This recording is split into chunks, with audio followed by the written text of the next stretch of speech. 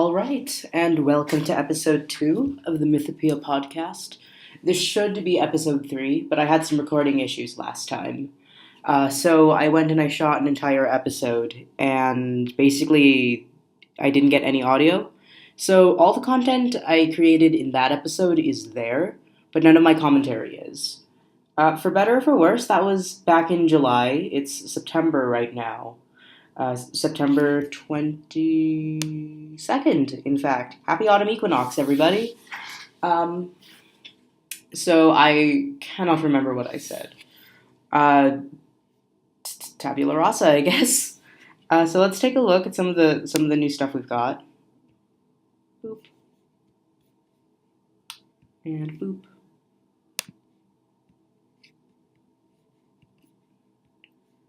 Yeah, let's just take these one at a time, okay? So we've got some new lore on the Golden Orb King. Remember him, the cosmic horror living in the city of Arl in the jungles of Zahir? Um, if you're new to the podcast, this is probably going to be a little bit confusing. I'll link to the previous episode in the description. So anyway, let's get back into it. There's been a lot more world building going on. I can't actually remember if the Golden Orb King thing was there last time. Uh, so let's see, not too much new lore for Moon Anchor. Moon Anchor was chained to the moons. I think I'm going to change that actually. Um, current, Currently chained to the several moons in the sky. Once again, the moons are still going to have an effect on the tides, so that's going to be super interesting. I've always liked the idea of like multiple moons, but I've never really seen too much of an exploration as to like the effects of the tides. I guess just because that would make it a little inconvenient. Imagine trying to play Elder Scrolls and the ocean is trying to eat you every 12 seconds. Um, Effects, tides. You can spell the verb form of effect with an E. It's just more obscure, and people will say you're wrong. The one with the A is the more generally accepted one. Anyway, uh, let's see. Golden Orb King, former monarch of the Dreamlands. I'm going to keep that. The chains have something to do with his binding. So, we've got a new bit of lore for the Golden Orb King that I came up with in my absence. I'm going to get on that later if I don't forget. Got a magic system now. I'd forgotten. I named the realm that all this takes place in the Dreamlands. It's just a placeholder name, and I do have an actual name for it now. Let's actually go do that right now because I'm going to forget. And I guess while we're here, we can go fix the thing with the Golden Orb King. Location, right? Overall setting the Dreamlands around outside awakened consciousness. Um, let's go and put underneath.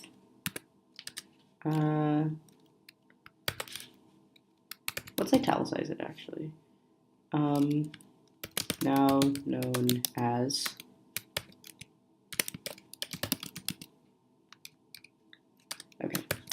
Marginalia. So Marginalia refers to like writings or drawings um, on the edges of like books and documents and things like that.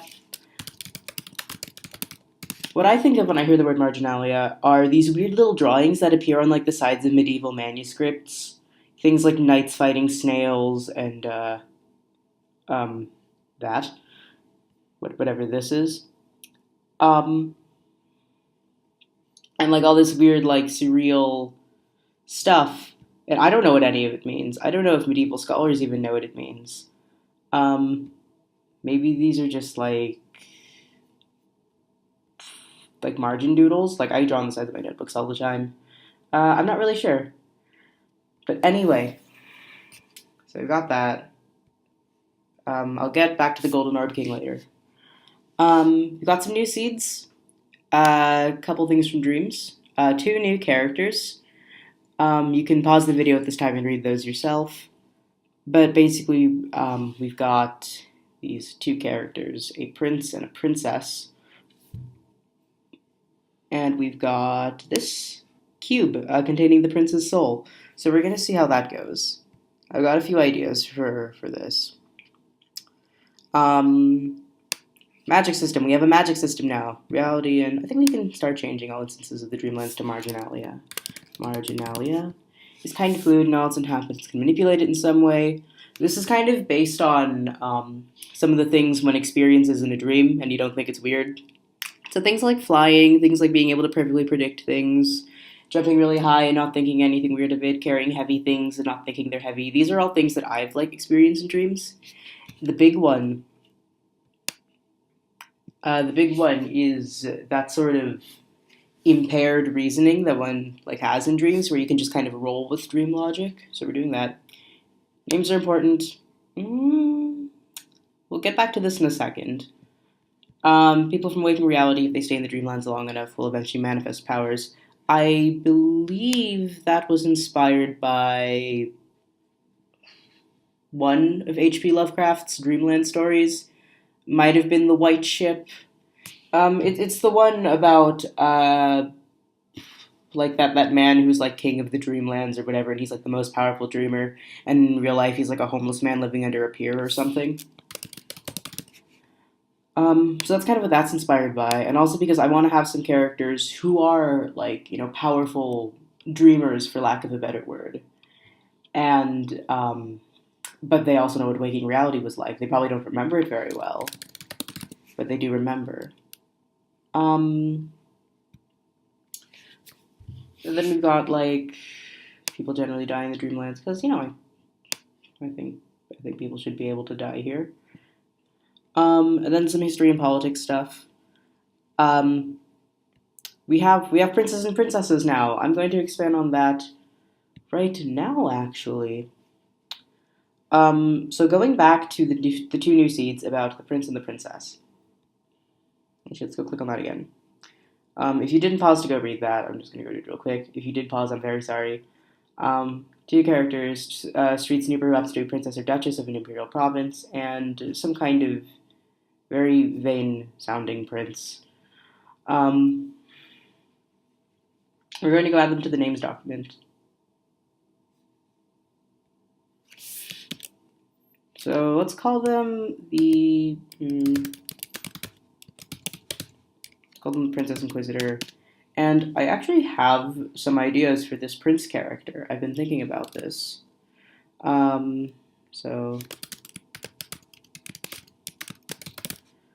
we're going to call this character the Jewel-Eyed Prince, and I'm going to explain why right now.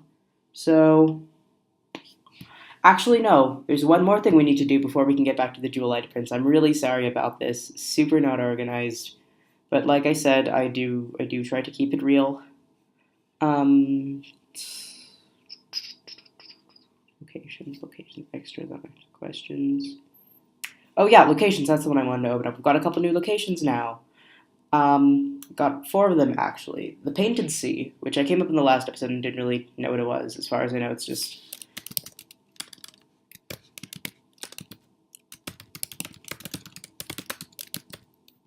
This is all I know about the Painted Sea so far. We've got 2 new locations. These are just placeholder names for now. We've got the Vale and the Sands. It's really more of a princedom than anything, right? Because all the princes and princesses in Marginalia swear fealty to the Golden Orb King, right? Or swore, because the Golden Orb King, which we will expand upon right now, actually. The Golden Orb King is currently dormant.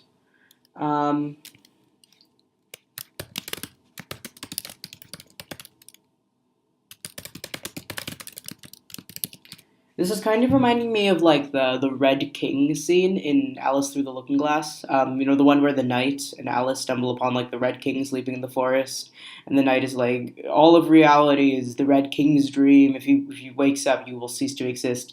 Things like that. It's really weird. So yeah, we can talk about the Golden Orb King later.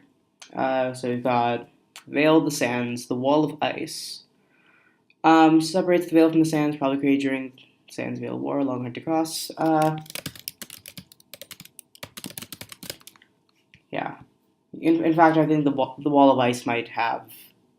Is it a sovereign entity? I don't know. We'll get back to that. Let me actually open up. Let me actually open up my unanswered questions document because that was something I created in the new one.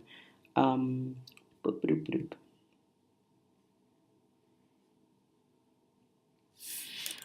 Um,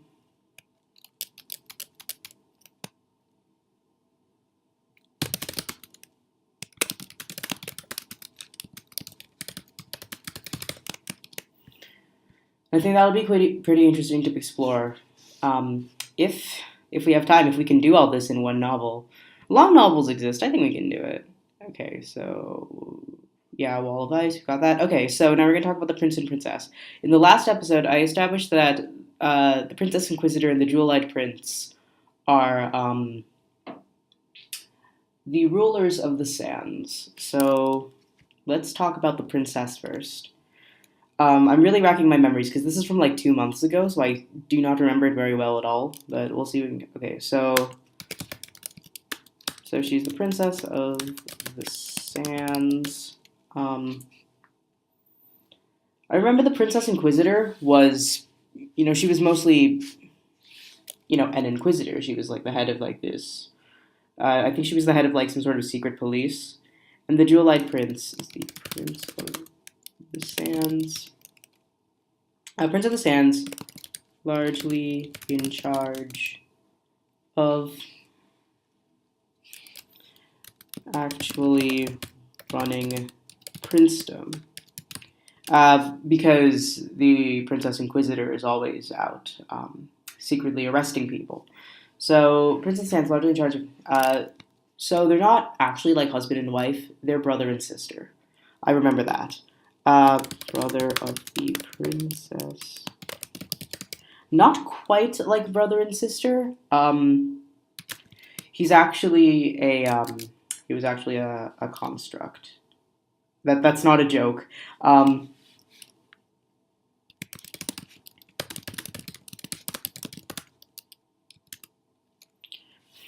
That wasn't actually a joke. The reason why he's called the Jewel-Eyed Prince is because his eyes are literally carved gemstones, and they change color when he blinks.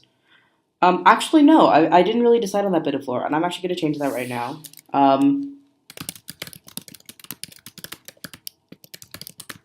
Which change?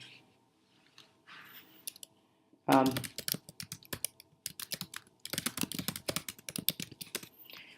okay, let me explain. There was. I say that I try to do the world building in the podcast, but a lot of it actually comes about like once I switch the computer off. So let me explain. The Jewel-Eyed Prince is a fairly powerful spellcaster. Um, he. This sounds really silly. I feel like a 6-year-old telling you about like the characters I've been drawing with my crayons. Anyway, the Jewel-Eyed Prince has about. Let's see, I'm D&D trash, but let's go with only 10. He's got 10 different things he can do. 10 different spells, I guess. And he in like the type of gemstone that his eyes are made out of will like change in response to whichever spell he's casting at the time. So I guess if this were a game, if you could actually see his eyes, you could tell he'd like kind of broadcast his attacks. I'm guessing like the color changes first, then he does the thing. But anyway, this is not a game. This is my little passion project. So um,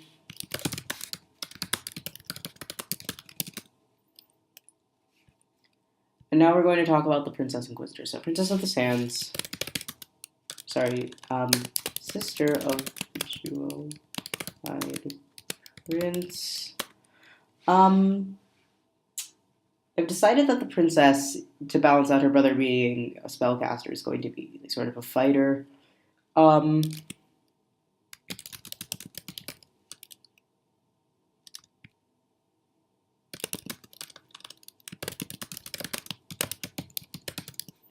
Inquisitors is just a placeholder name for now. Let me make a note of that.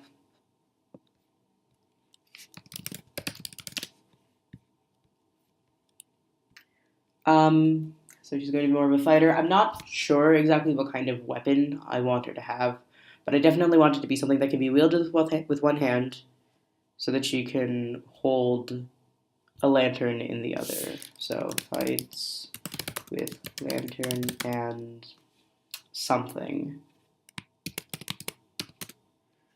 Uh, and we're going to make her left-handed as well, just because it's kind of something interesting and new, and also because I want to sort of explore that superstition of left-handed. Like, there was like this old Roman superstition that people who are left-handed are like evil or something. The word sinister comes from the term sinistral, meaning left-handed. So we'll touch on that later if I don't forget. Sorry if I'm having like kind of this intense flight of ideas. This is genuinely how I write. It's bad, I know. Oh, an untitled document. I forgot what this was. Actually, it doesn't look like there's anything in it.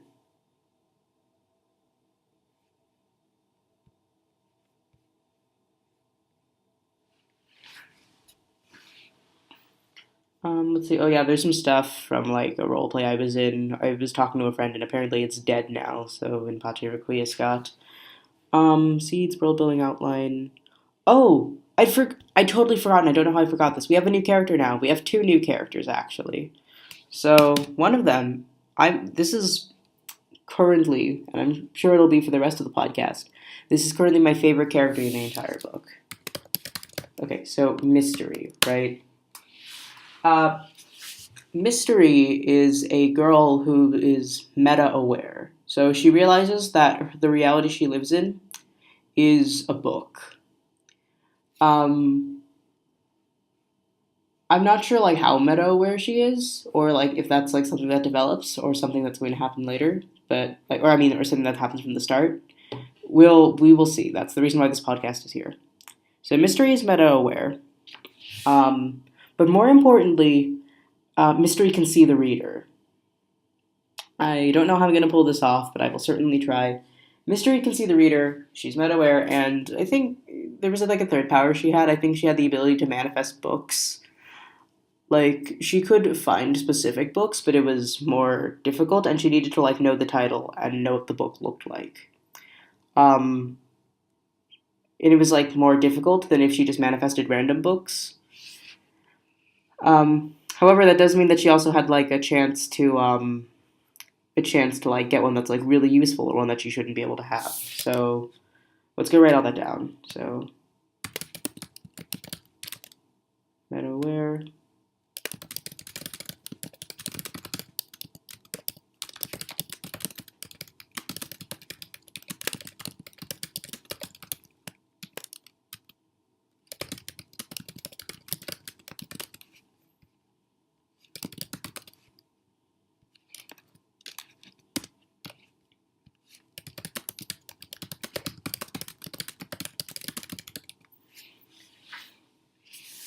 Okay, so there we go.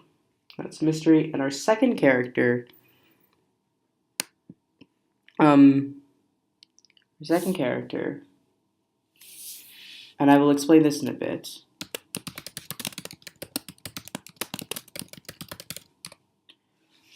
Okay, so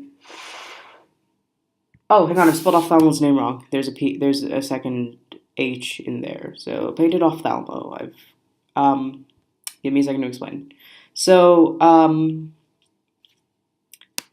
this here means eye in Latin, I think, but more importantly, it's what I consider to be a cellar door. Cellar doors are phrases, like perfectly ordinary phrases that sound unusually pretty.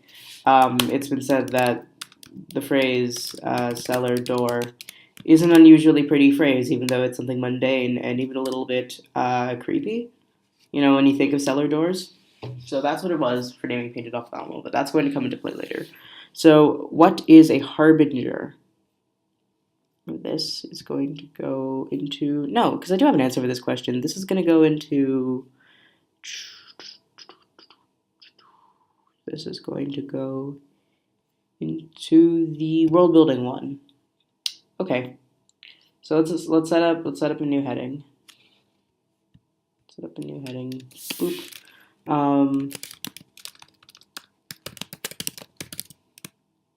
Okay, so what in the world is a harbinger? If I can find the bullets, I will explain what it is.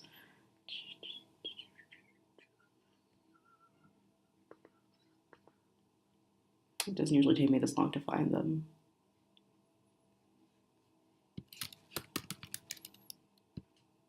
Yeah, there we go. Guess you can just do a search for it. All right, creatures. So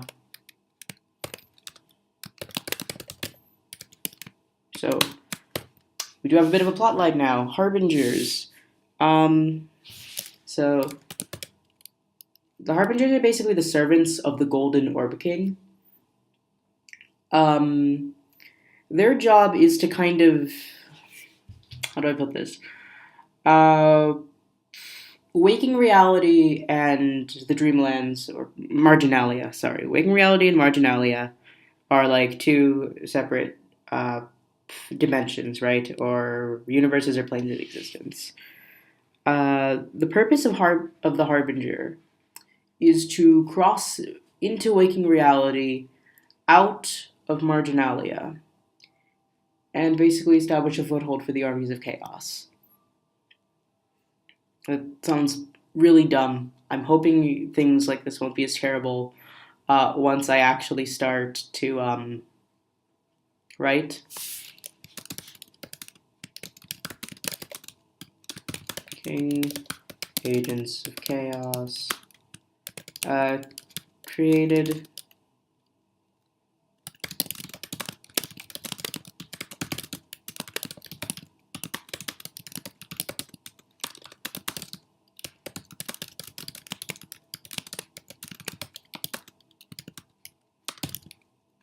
Okay, which opens up a new unanswered question. Why does the Golden Orb King want to do this? It's important for your characters to have motivation, otherwise, the entire story is just super contrived. Um, it's really more of a series of happy coincidences than anything. If your character doesn't really want anything, there's not really going to be much in the way of conflict, I don't think. Or maybe you can have conflict without your characters wanting anything, but I feel like to some degree everybody wants something. So, unanswered questions. Why?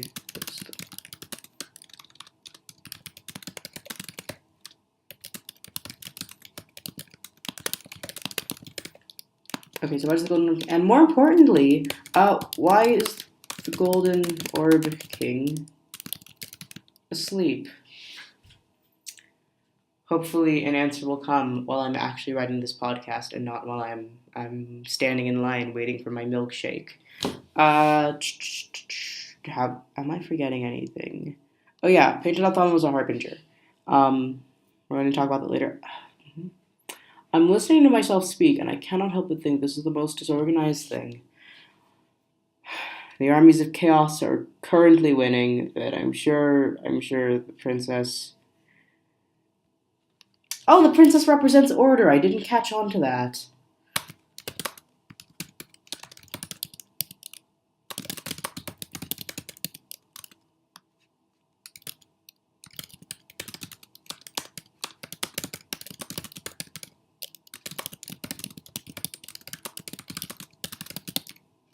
I didn't realize the Princess Inquisitor is supposed to represent like order. So I think to use D&D alignment terms.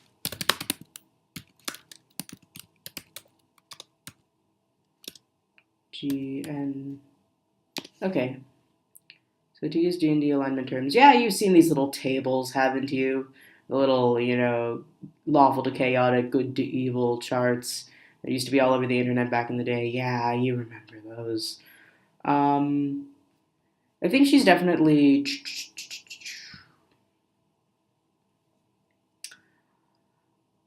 lawful neutral to lawful evil. Golden Orb King, lawful evil. Actually, ironically, yeah, I think the Lord of Chaos is lawful evil, tending towards. I don't understand why the agent of entropy. represents order, has order. I mean, there's laws regarding entropy, so I guess that's that. Oh yeah, so I guess she's like the lawful to the Golden Orb King's chaotic. Um, Interesting. Okay, so let's talk more about Ophthalmo. I'm sorry, I'm super distractible. It's, you know, we'll see how it goes. Right now, I'm just kind of like trying to idea dump everything from the last episode, and I'm doing it in half the time it actually took me to shoot it. So hey, I had to shoot that episode like 3 times, so so bear with. Fated Ophthalmo, Harbinger, often manifests in a humanoid form. Um, let's see.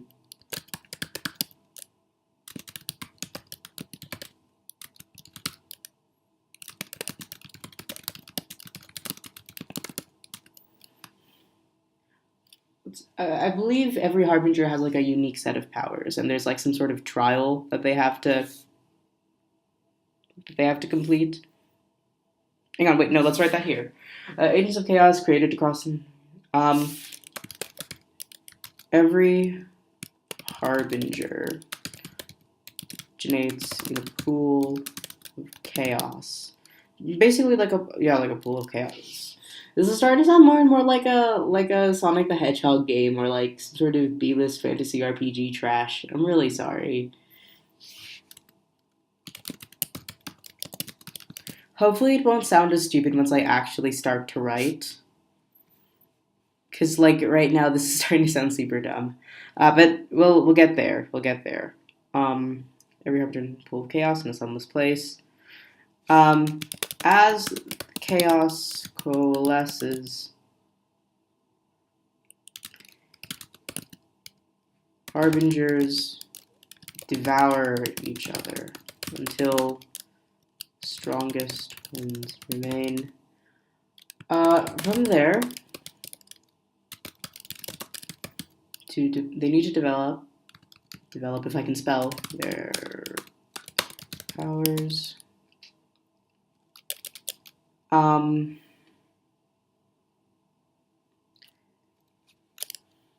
they need to develop their powers. And basically avoid getting devoured by the other harbingers. Usually, if you start off with like maybe 100 harbingers originating in the same pool, there might be only like one that survives. This will be like the strongest harbinger. I feel like they get stronger when they devour each other.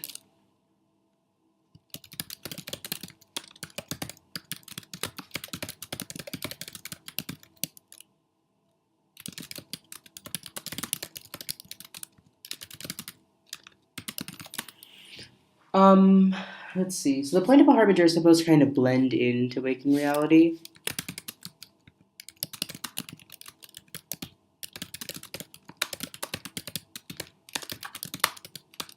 They're meant to blend in, so they'll usually involve like disguise or stealth.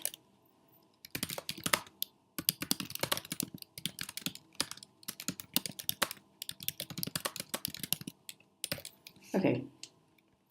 Okay. So we've got all of this. That. Um, oh, I just remembered a detail about mystery.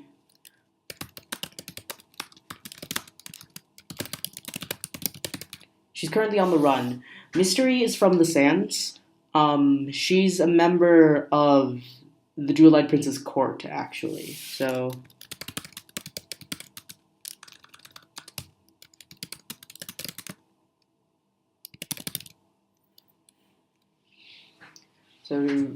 let's talk about mystery a little more. Actually, yeah. Let's focus on her. Um, Meta aware can see the reader knows she's an work of fiction. Manifest writing books. Okay, from Recording of the Sands. Specifically, I believe Mystery was an advisor to the Jewel-Eyed Prince. Um,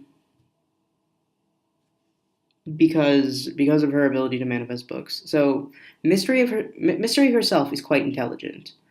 Um, but the fact that she can like access these books amplifies her own intelligence because books.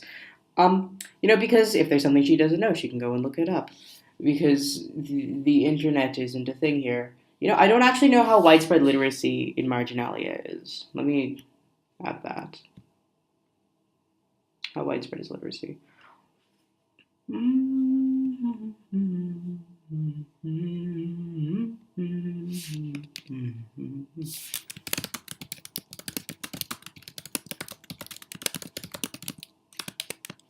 Okay, so she's been.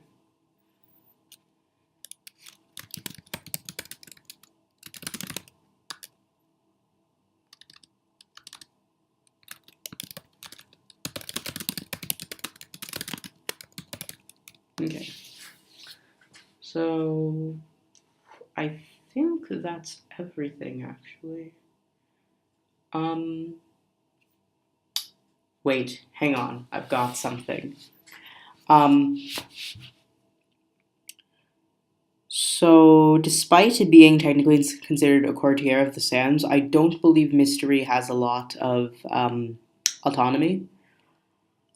I think they keep her in the dark until she's needed. Like, literally keep her in the dark. They might actually keep her inside of the prince's soul. No, I don't think they would do that because I wrote in the seeds that the soul literally crushes anyone who gets too close to it, right? Floating black cube, deep within the heart of the castle.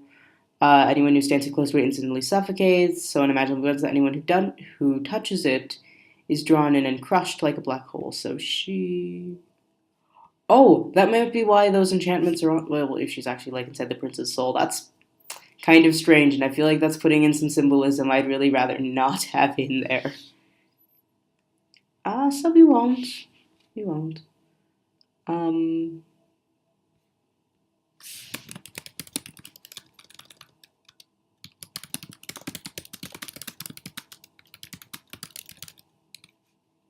so I think as a result, Mystery should be scared of the dark. And with good reason, given that in this universe, the darkness seems to literally manifest uh, cannibalistic monsters of congealed chaos. So, I just realized I got a little tab for my screen recording software open. Oh yeah, I use the free version of this software, so it's got the little watermark there. I do apologize for that, but I am rather cheap, and I do not wish to get the full version without the watermark. I'm terribly sorry for that. Anyway, back on topic. I think we can add some more stuff to the outline. Yeah, I think we should work on the outline today. Basically got all the time in the world. I'm planning on doing a longer episode. Probably should have said this from the start. This one's probably going to be like 4 hours. Although if there's too much dead air, I'll go and I'll cut it short.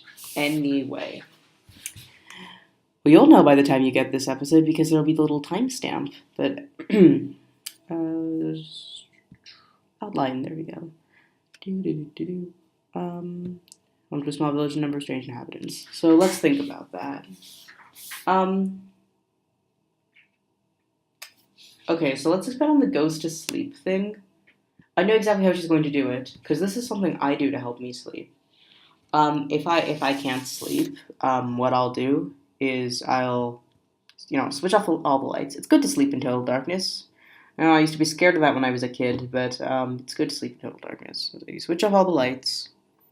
You're lying there in your quiet room under the blankets, hiding under the blankets because you don't want to get eaten by harbingers.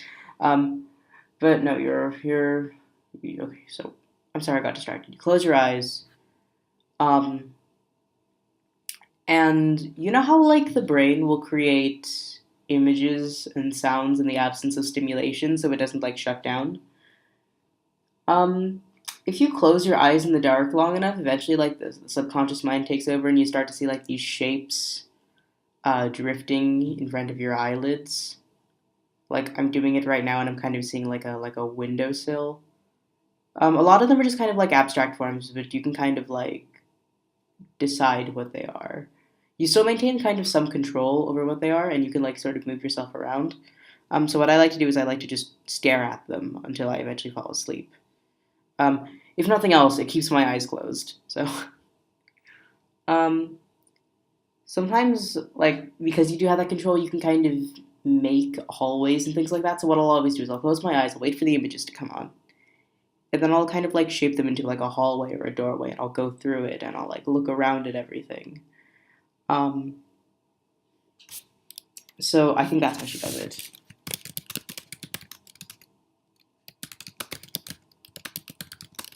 She uses a trick to help herself sleep.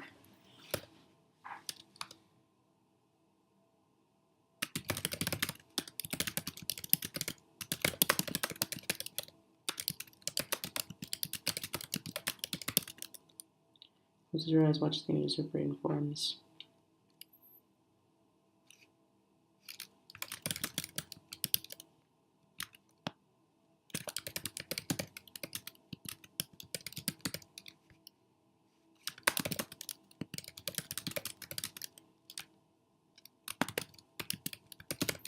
So I think she's inadvertently transferred herself to another plane of reality by doing that. Um, oh, so let's see. It is entirely possible that Eve might think this is all a dream, but I know how to circumvent that. You know how I mentioned that Dreamlanders are kind of immune. Marginalians, like people from Marginalia, are kind of immune to the weird stuff that happens. Eve is not. Eve has full waking awareness. She has full waking awareness. She can still experience pain. She still experiences hunger, things like that.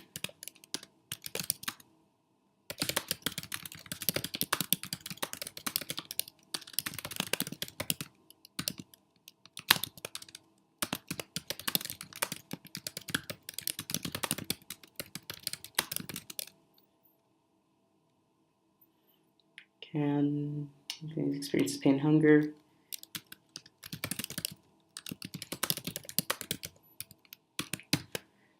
Still experiences pain, hunger. Can find reality shifts. Weird. So I'd like to avoid actually using the word magic when describing the weird stuff. Let's use the term reality bending. Because I think that's a little closer to what it is. So let's keep it chunked into chapters. In chapter 1, okay, so let's establish what we want to do. All right, chapter 1, we're going to establish Eve. We're going to establish the setting of the village of Moonanchor, and we should establish the character of Mystery as well. Let's see. Mystery should be hiding somewhere in the village. I'm thinking under the library. It just seems like the right place to put her. Although how Mystery comes into the plot.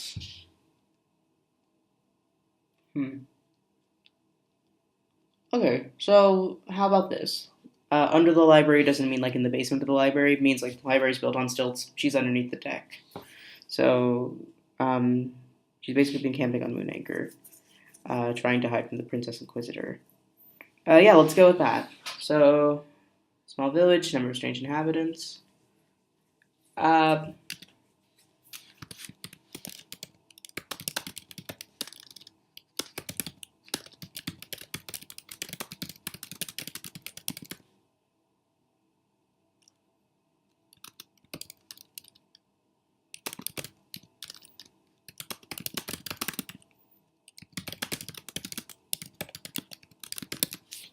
So let's see what we want to establish. We need to figure out our plot because we've got a bunch of characters, a bunch of new concepts.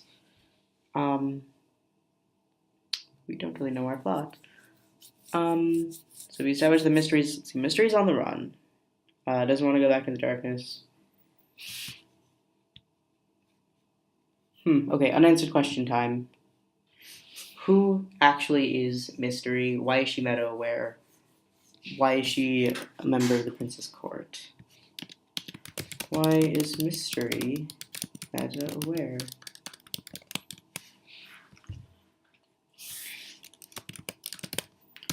How did the prince and princess of the sands find out about her. Okay, so there will probably be a scene later on where Mystery and Eve are like having a heart-to-heart, and she explains her backstory. Um, Not a big fan of info dumping, but I think it would be alright in this case. Um, like Eve could literally ask her, like, who are you? And then, Mystery goes and explains it all. But let's not focus on that right now.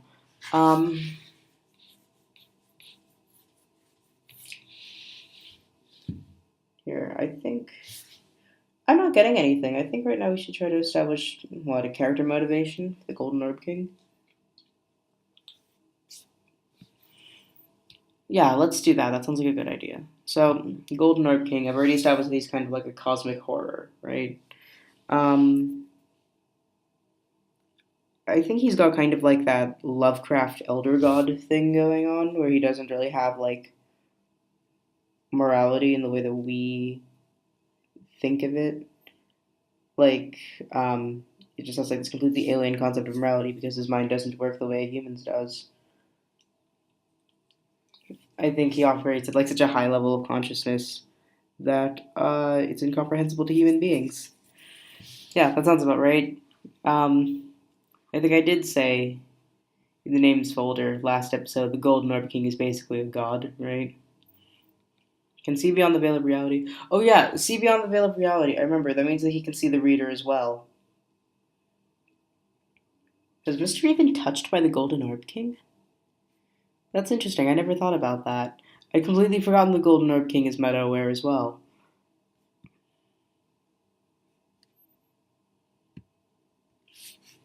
Let's see.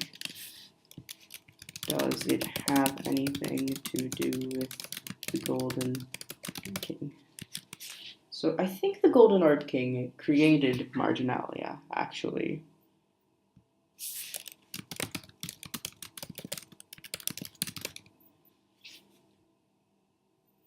So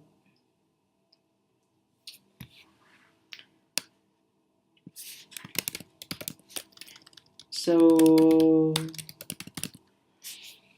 I don't think Marginalia is the realm of dreams. I think it's really more a realm that can be accessed while dreaming. So let's go jot that down. The locations place. Um, a little bit tired right now. Yeah, realm outside waking consciousness. Right. It's basically dreams. Dream logic can sometimes apply. Not not the place where dreams take place, but rather a realm accessible by by sleepers actually, because I don't think Eve actually goes to sleep when she's transported into the dreamlands. Sorry, Marginalia. I still think of it as the dreamlands. My bad.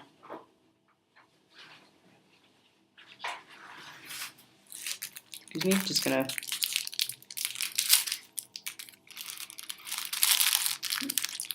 Sorry about that. I'm just opening my packet of crackers. All right. Hey, we're getting a good bit of world building in today. So, hmm. Sure wish I had some milk. Okay. So,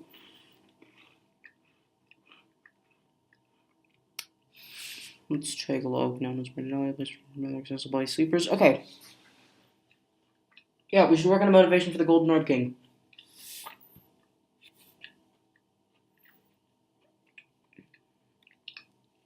More importantly, why he was sealed away. So we basically established that the Golden Orb King is like the conduit of chaos or whatever.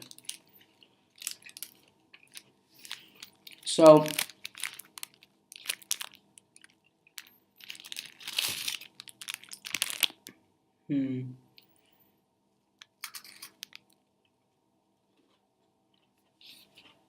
I know what I want to say, but I don't know how to put it into words.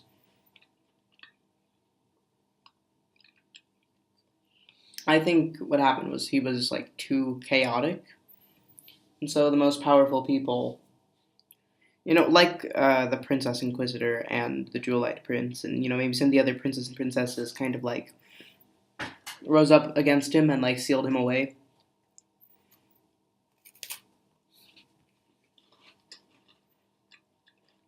So every one of them, every powerful reality bender in Marginalia, has to dedicate like some of their power into keeping him sealed away, because if he awakens, he'll basically like make reality completely incomprehensible.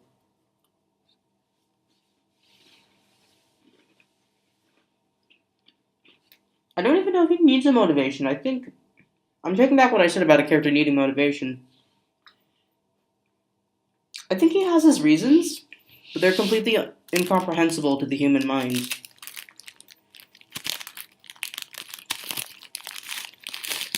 The Golden Orb King, I think, literally is the forces of chaos. Like, there's maybe not necessarily any sort of malicious intent. He's just kind of there. This sounds really bad. This sounds like terrible, terrible character motivation. It kind of sounds like I'm being lazy.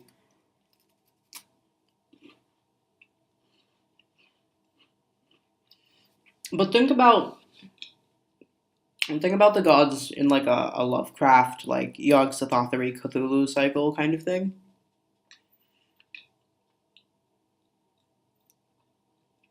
I'm not sure if they're like actively malicious. I think it's really more sort of like that they're completely incomprehensible to human beings, and that drives them insane. I can't actually remember. Let me go look it up because I don't want to say something stupid about Call of Cthulhu. I think I completely chewed out.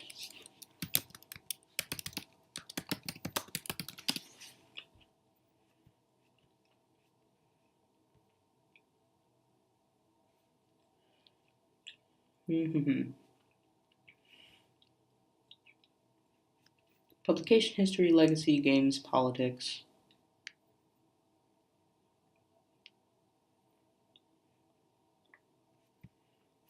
Because it's been a really long time since I've read Lovecraft. I am sorry. Um,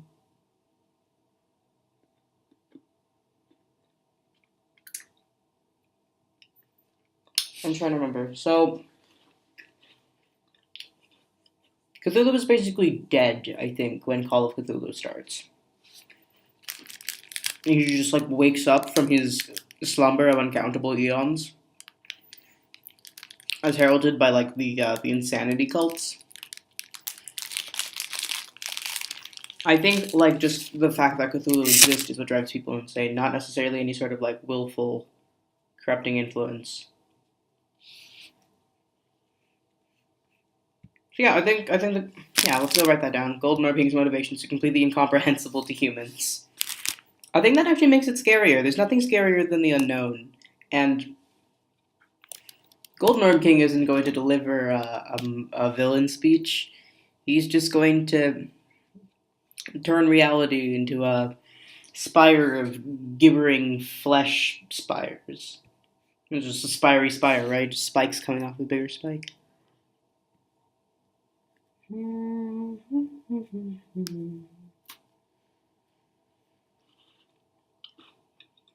Oh, Golden Orb King wants to evade reality because he's a heart, because he's literally chaos incarnate. He wants to spread disorder because the universe tends towards entropy.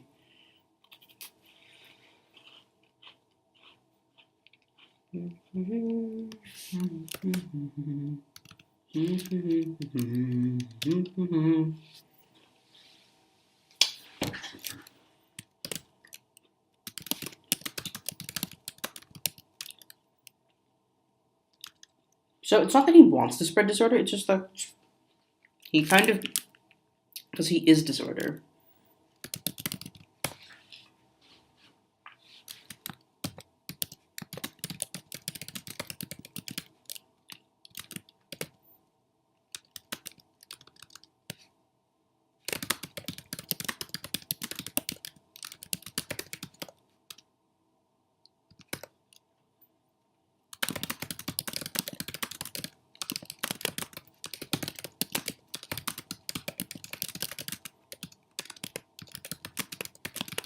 are completely beyond mortal ken. So yeah. Anyway, what was I talking about? Nothing is scarier than the unknown, right?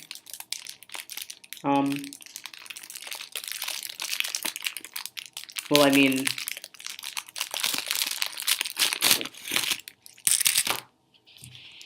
think about it. Like sometimes, like when I'm out on a dark night, even if I know that there's like nothing out there, and I know that I'm completely safe,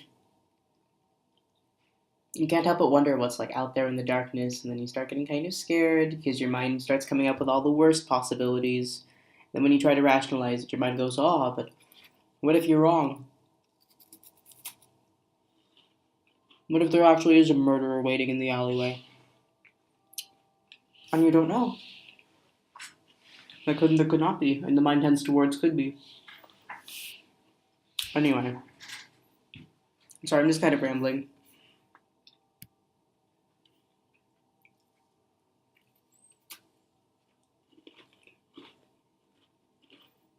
Golden Orb King's name, I think, is also completely incomprehensible to human beings.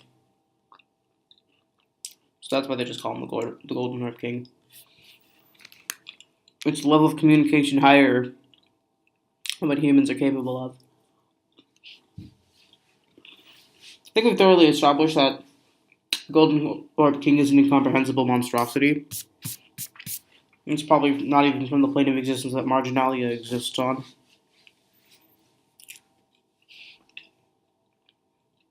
So, in summary, he's a chaos god.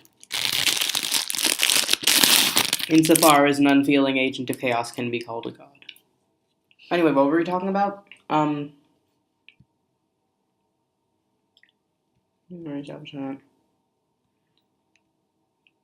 we go. Oh yeah, we've got the Golden Orb King's motivation out of the way. He's literally just. Oh, is he the will of the universe itself, or like the multiverse rather, tending towards entropy? Well, whatever the reason, his motivations, I guess, are beyond our comprehension. We've thoroughly established that.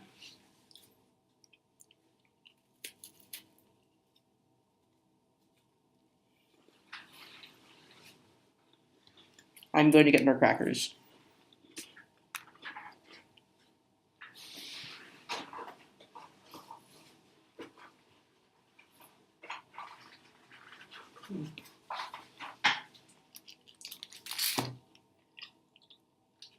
I'm very thirsty right now.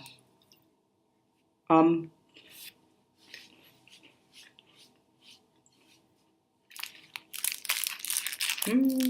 do I want to eat these? I'll save them for later. I'll eat them in an hour. Okay, so what do we do next? I feel like I've spent so much energy, like just laying out all the world building stuff from last time. I don't think of new things to do. I know, we'll make a to-do list. Let's go.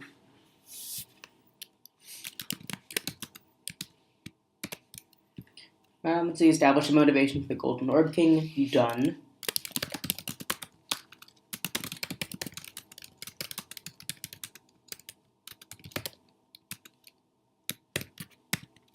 Okay, there we go. This. Oh. Beep. Establish the origin of jewel-eyed prince. Yeah, we want to talk about the jewel-eyed prince. Yeah, let's do that. Build on the Vale Sands. War? Because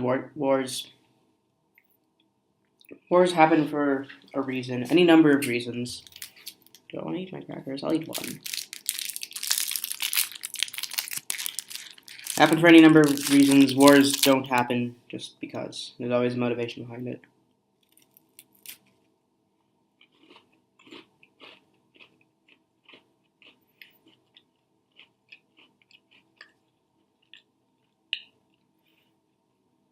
I don't know what to think of this. It's one of those Orange, cheddar cheese, peanut butter crackers. I don't really know what to think of that. Okay. So, yeah, those were established the origin of the Juliet Prince, built in the Ville Sandsbourg. Establish mysteries. Backstory.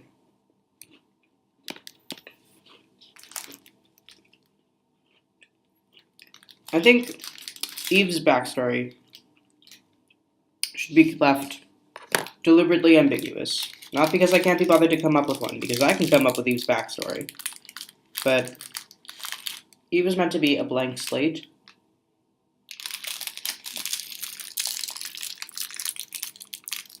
Not gonna lie, Eve's going to be the hardest character to write. Because she has to be both a blank slate and an interesting character in her own right. And I feel like that's not necessarily possible. I mean, I guess Frisk from Undertale did it.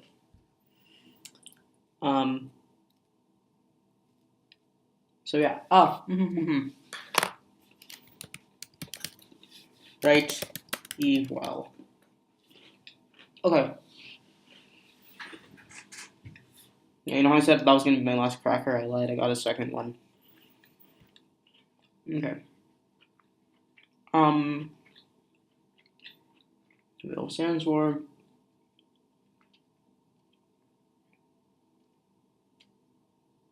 Got it. Okay. Let's go to the outline folder.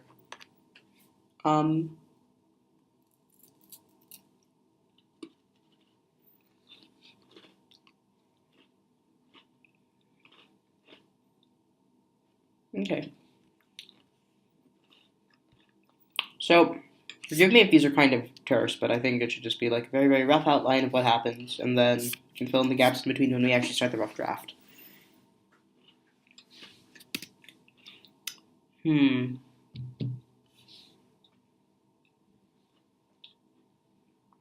Golden Orb King is sealed away. Should the Harbingers be sealed away also? Because I'm thinking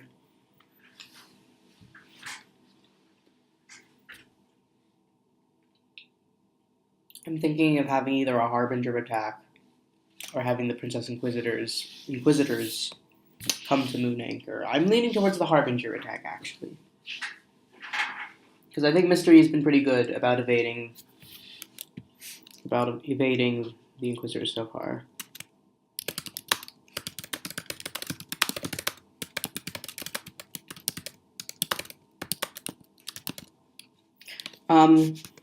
Let's see. So I think, Eve should wander around. We should kind of establish the setting of the Dreamlands a little more. Okay, let's say what we want for this chapter. So we want to establish Eve, establish mystery, establish what a Harbinger is, and build some atmosphere, Moon Anchor, and Marginalia. Okay. So I think when we're in Moon Anchor, this is when we start seeing, the people flying. And, I don't know, like a 6-year-old boy carrying a huge basket of moon rocks or something.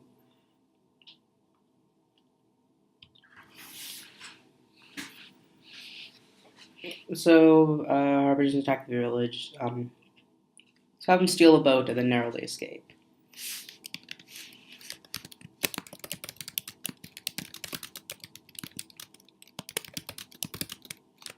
Eve, mystery.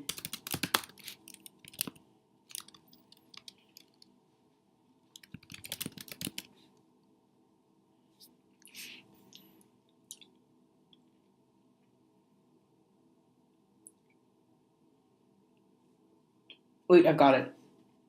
So in the locations file, when I was talking about Moon Anchor, I mentioned that there's a bunch of hives underneath it. I think they should have to go through the hives in order to get to where the docks are.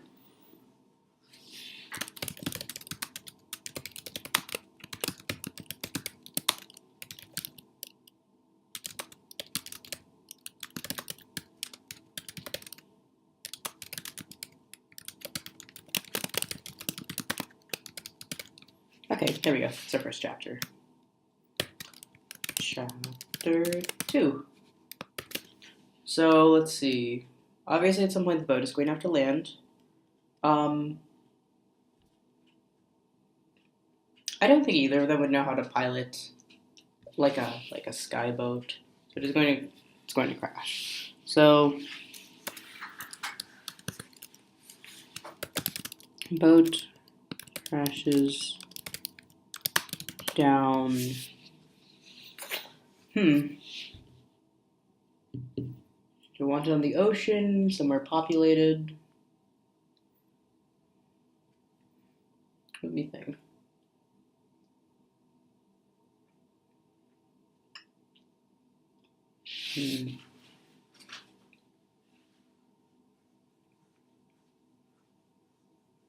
All right.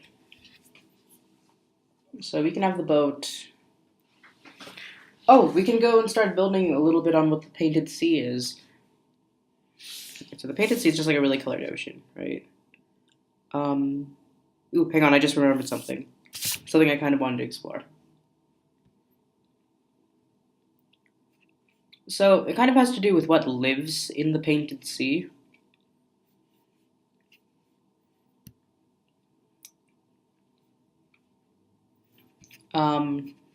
There's another sentient race living in the sea. So let me go.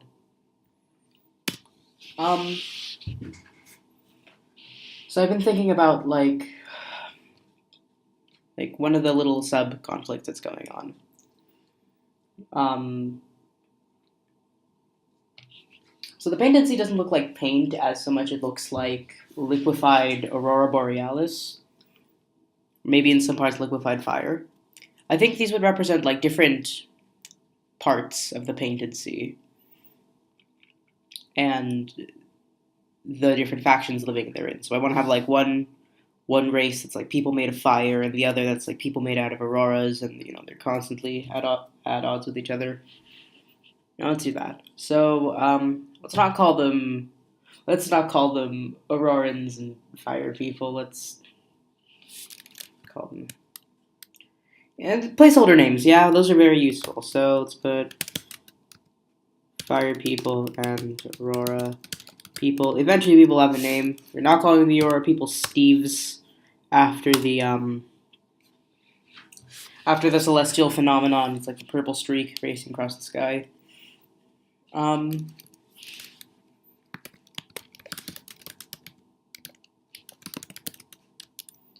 Fiery parts of the painted sea at odds.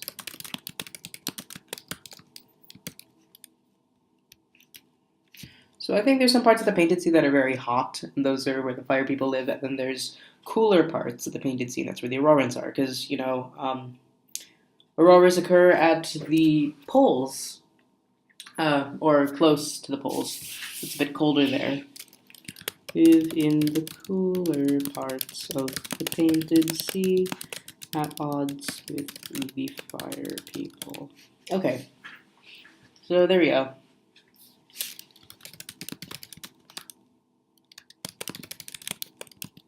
Okay, so we'll crash the boat down the painted sea. I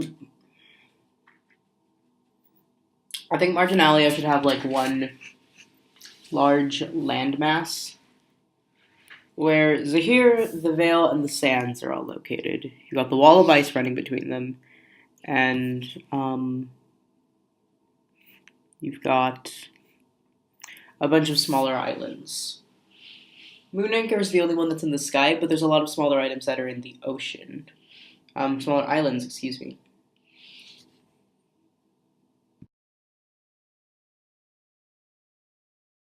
Right. Apologies for the cut in the footage. I was afraid that if I'd paused the video, I quickly paused the video to go open up DeviantArt Miro. I was scared that I was going to do the same thing that happened last time, where the audio wouldn't work. So let's. I'm opening this up so I can really quickly draw a map. So we got. This is really rough. I don't think it's actually shaped like this. Probably got a more interesting shape. I'll probably do it on paper when I'm not as pressed for time. So Huh, do we want Arl to be a sunken city? Interesting. Questions to think about. Some kind of underwater jungle, right? Okay, so over here is so here spelled with a Z or an S, I can't remember.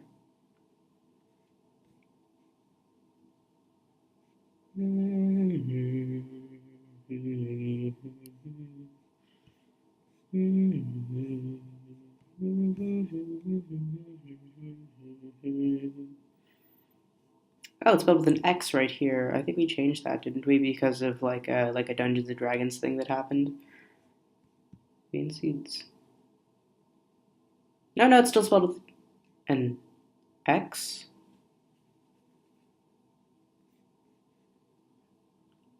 I cannot remember.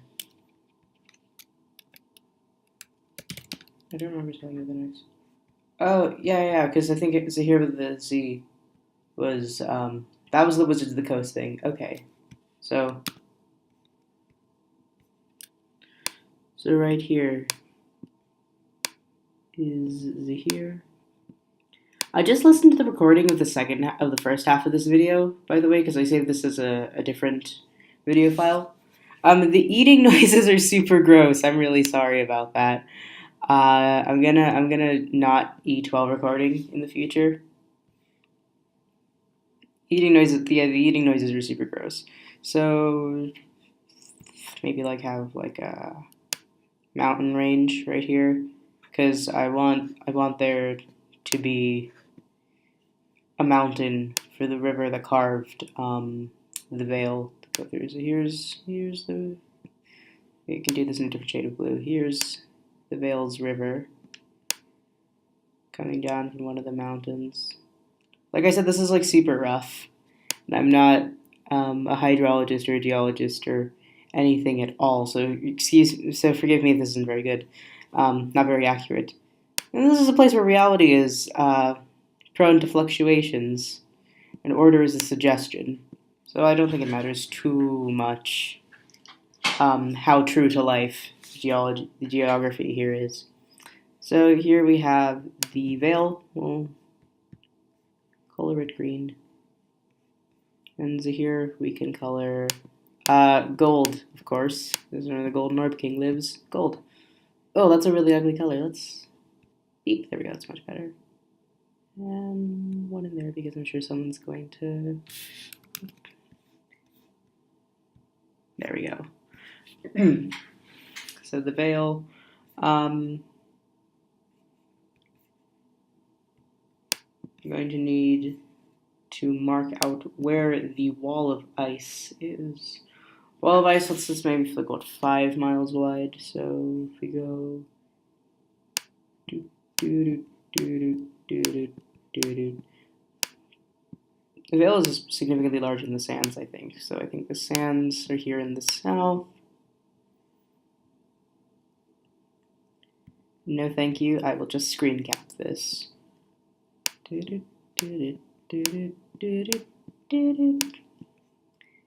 can put in another dotted line. Do not attempt to use this podcast as ASMR because there's a bunch of really annoying noises and a bunch of really gross ones. I don't know, maybe some people find the sound of other people eating crunchy, sticky foods rather noisily. Maybe that's their jam. But the sound of myself eating is kind of gross. I'm really sorry about that. I really am. I try. I ostensibly make these videos for an audience, but I feel like part of it is also because I want a record of what I did while I was doing this. What were we? Oh yeah, sands. The sands are right here. Let's go quickly color the sands brown. No, yeah. Oh crap. Dotted lines are not good at that sort of thing.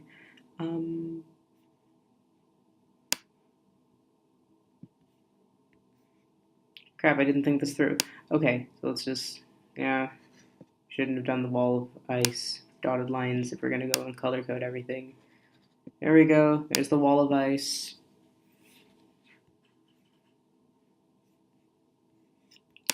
Here's the sands. Just a placeholder name because the Vale and the sands are not very creative names. I accidentally picked the wrong color. And we're just gonna... This must be enormously frustrating for you to watch. There we go. Sands. The Vale is not super big. I think there should be a fourth region.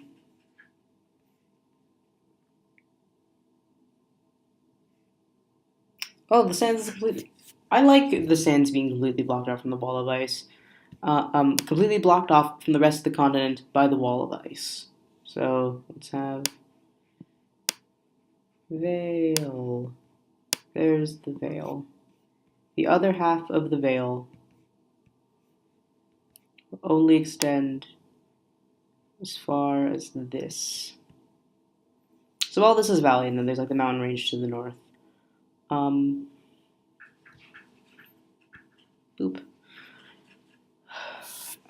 Then we've got this big fourth chunk, and we will leave that blank because I don't know what to put there right now.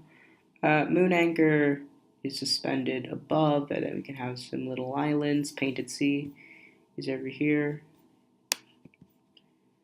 And I feel like, okay, I'm thinking.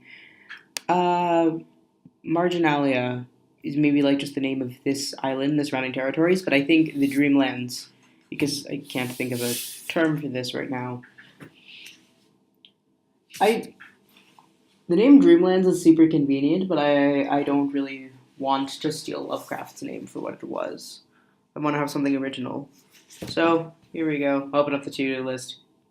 Find a name for the Dreamlands. So, Marginalia is a location in the Dreamlands. We have established that. Name claim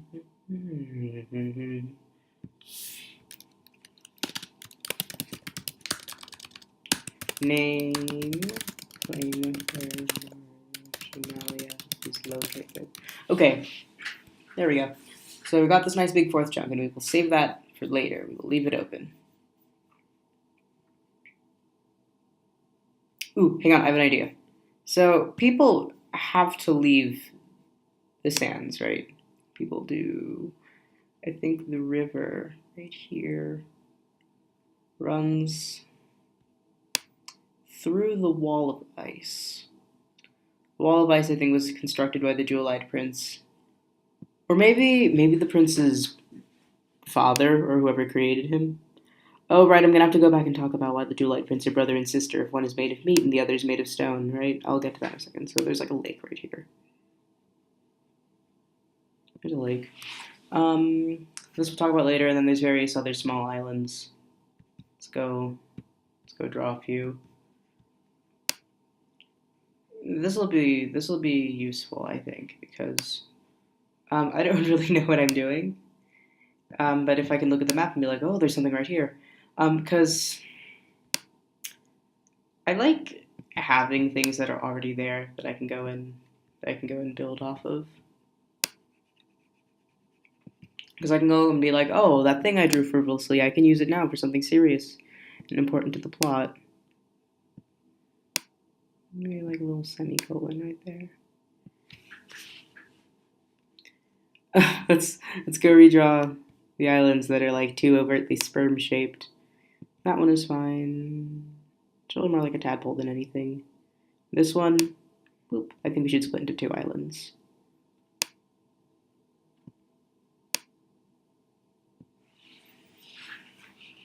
I think there should be like a generally like Hawaii shaped kind of. I say Hawaii shaped. This is not Hawaii shaped in the slightest. We have like a reef type one right there. A few islands right here. Let's have like a small, but significantly larger than the rest of them, island up here. And maybe 3 islands down here.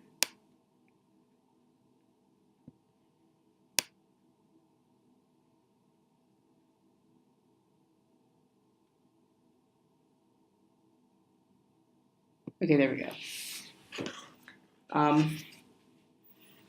Here comes our picture of the sands.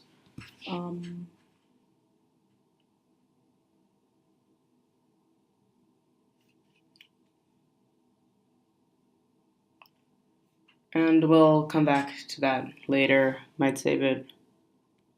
Might save it onto my DeviantArt. Yeah, I think I'll do it later. Oh yeah, I'm on DeviantArt.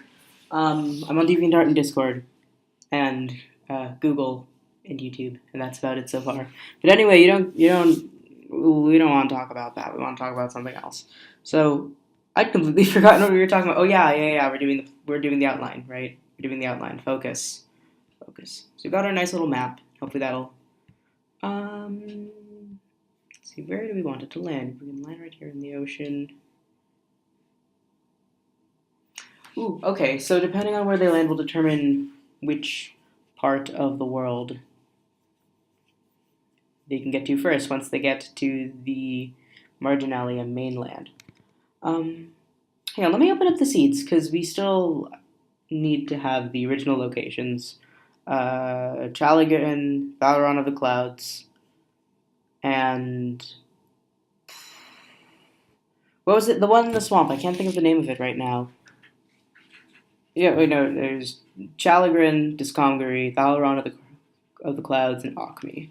So Acme, I think, should be inland. We can go make Acme pink. Just figure a shade of pink. So Acme is located right here.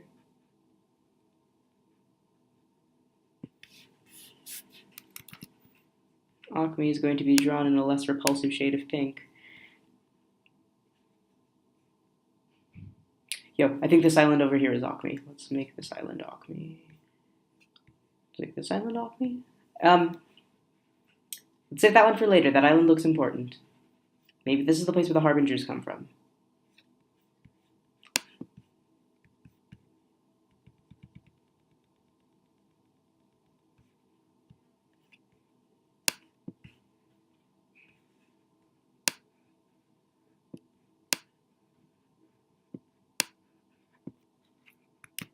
Actually, this is just getting confusing.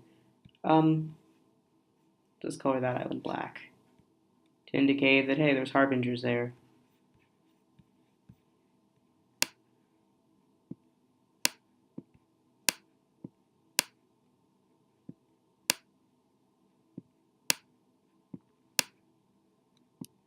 There you go. This island, I think, should be full of caves, and that's where Harbingers spawn. Acme is going to be pink, and it's going to be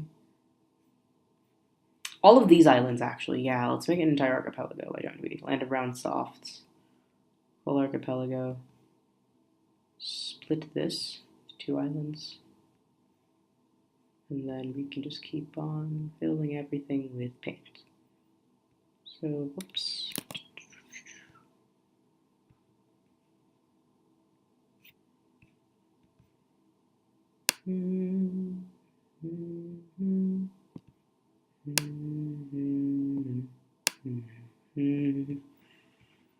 So we go, there's Acme, there's the harbor just covered here, Veils in the Sand. Okay, so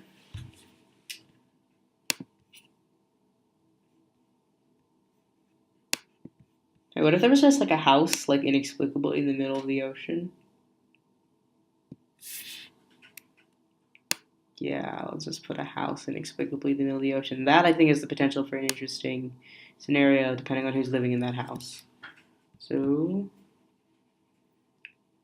house in the middle of the ocean. There you go. House in the middle of the ocean. There we go.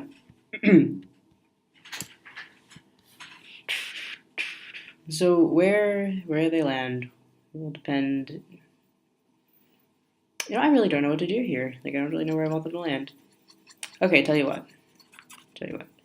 I'm going to flail my mouse around, and wherever the mouse comes to stop, I'm closing my eyes, wherever the mouse comes to stop will be the location where the boat lands. I don't know if it's a good idea to leave this up to blind chance, but we will see. Going to land the boat right here. Okay.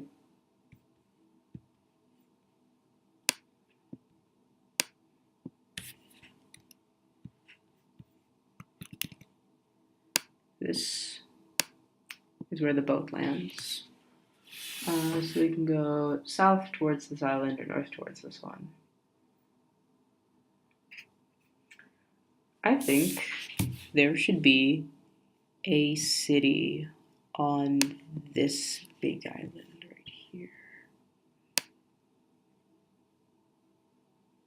Oh, there's a little dot down there. That can be an island too. Right, so there's a city. Crash down, end up in the city.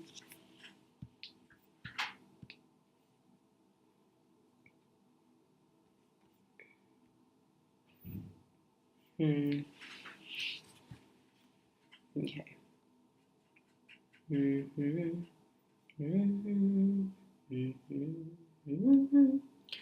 Okay, so crash down in the middle of the ocean, city right there. I think there should be. So after the excitement of fleeing from the Harbinger,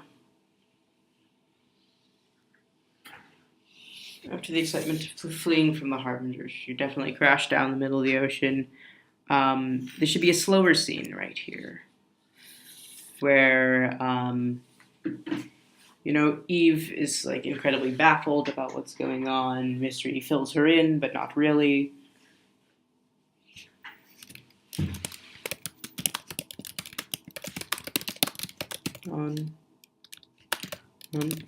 And Mystery fills her in, but not very well.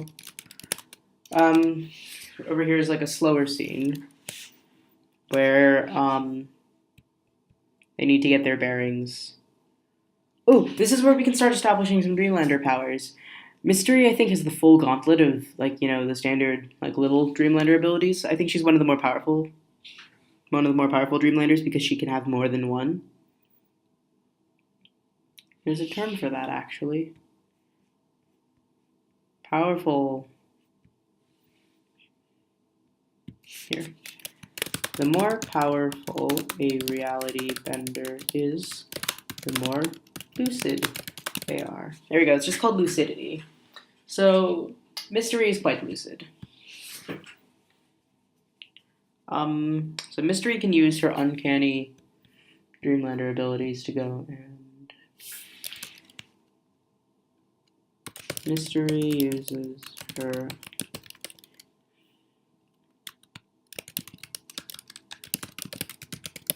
powers to navigate towards an island. Like, she'll say something like, we need to go south. And, he was like, where's south? You can't navigate by the sun because you can't see it. I feel like the sky is always like kind of a dim glow. There's the moons, but no sun.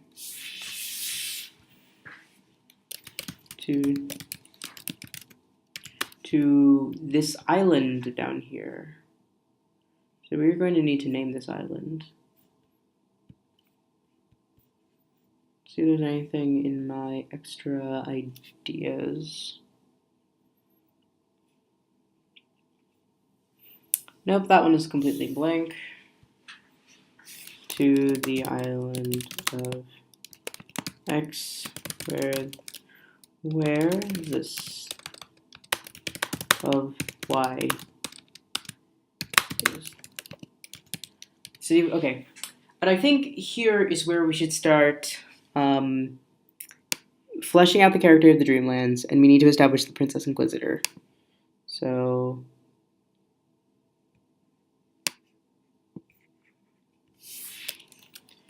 establish the character of Marginalia,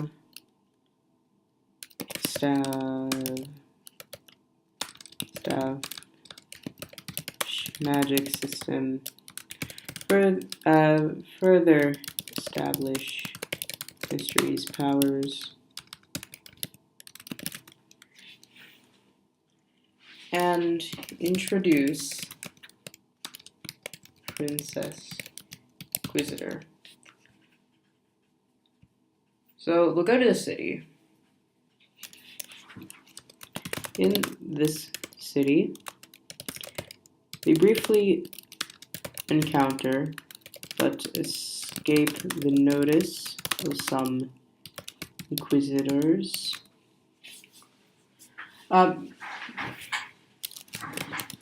Mystery is afraid of them, but will not say why.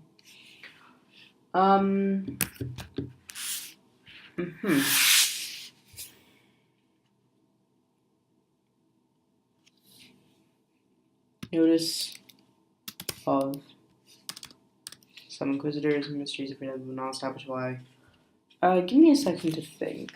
I'm not really sure what to do next.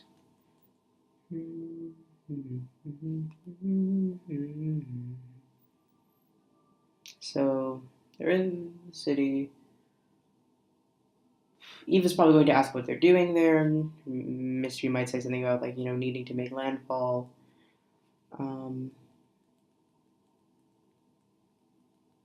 It's like, would you rather be out there in the ocean where the things live? Ooh, we need to establish. Introduce some of the creatures that live in the painted sea. Okay. So, like the creatures in the painted sea, there's like some human-shaped ones, and then some decidedly non-human ones.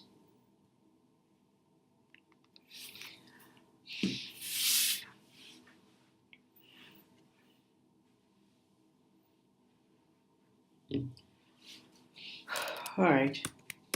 So they've gone to the island simply because, in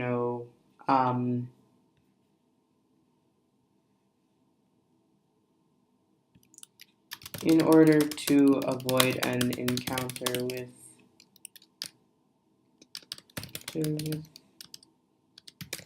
the creatures in the sea. Okay. I'm thinking at some point Mystery is going to get captured by the Inquisitors, then I suppose Eve will have to go and save her. But that won't be until much later in the book when the relationship between them is more firmly cemented, because right now they're just kind of strangers. Eve didn't necessarily ask to be dragged along with Mystery, it just kind of happened while they were fleeing from the Harbinger. So they go from there to here. Boop, boop. Could we totally just call this island Harb? We could. Over here is a harbor. Over here. Sorry, that was bad. That was so bad. I'm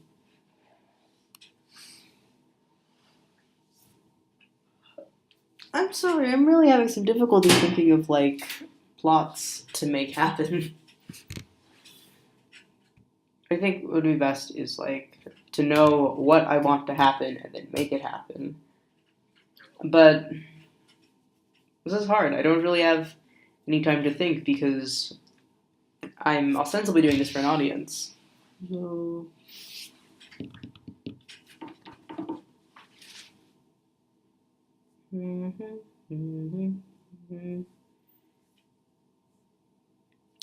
Let's build the character of that city a little bit, huh? First, we're gonna have to go and think of a name for the city.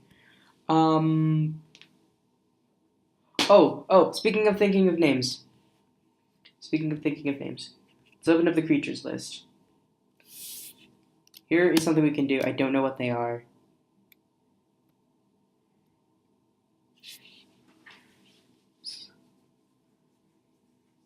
Here we go. Here's a couple names I think we should keep around, and we can establish what they are later. So, I don't know why, but the names come first a lot of the time. Somnambulous. Or, somnambuli and a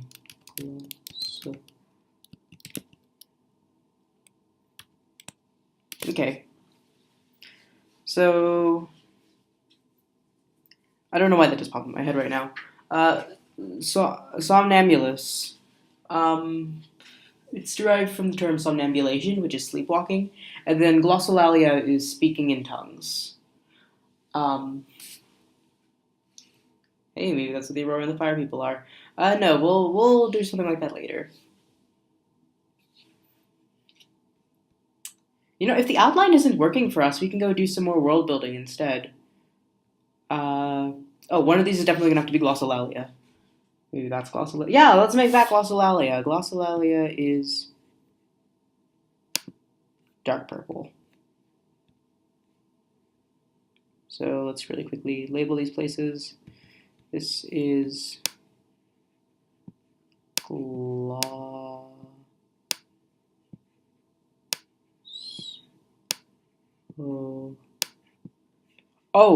Oh, hang on.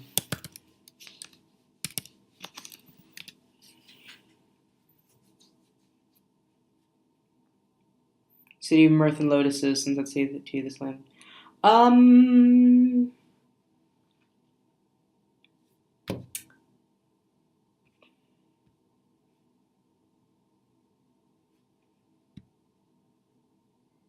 yes, Phaleron of the Clouds is located in Alchemy. So Phaleron of the Clouds is right here.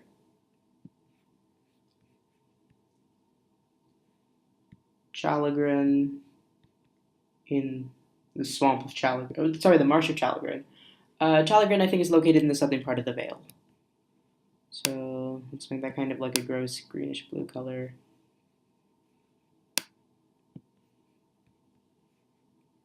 No, this delta right here, this is Chalagrin. There's Phaleron of the Clouds, located in Alchemy. There's Chalagrin. This we can split into more places.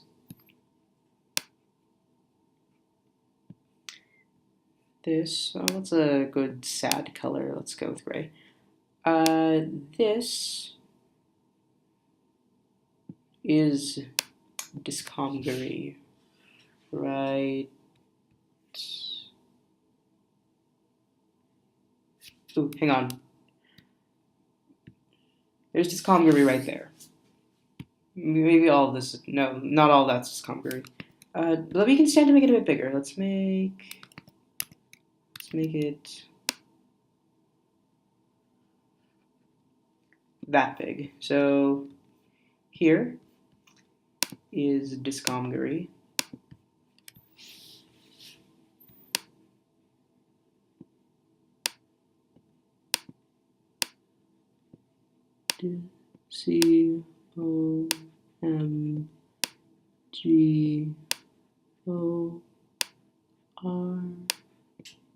Comgory. So Discomgary right here is Chalogren.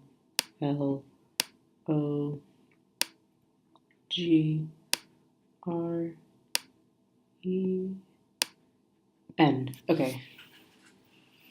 There we go. Glossal. We could keep it as glossal. Let's just keep it as glossal. Okay, so you got Island of Glossal right there. Is the city of Glossal. Glossolalia is located in Glossal. Okay, so.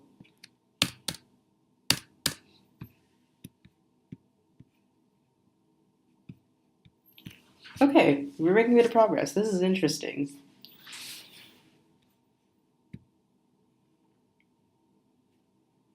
Jolly Green Painted Sea, Vale, Sands, House in the Middle of the Ocean, Moon Anchor, Glossal, and the city of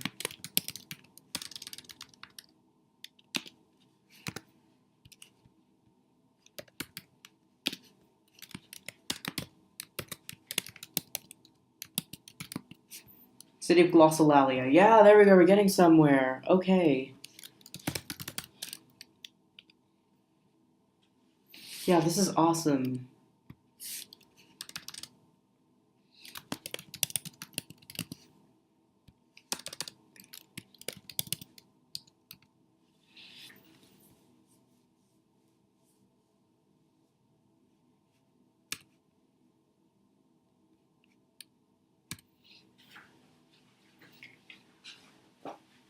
Okay, this is interesting. Um, mhm.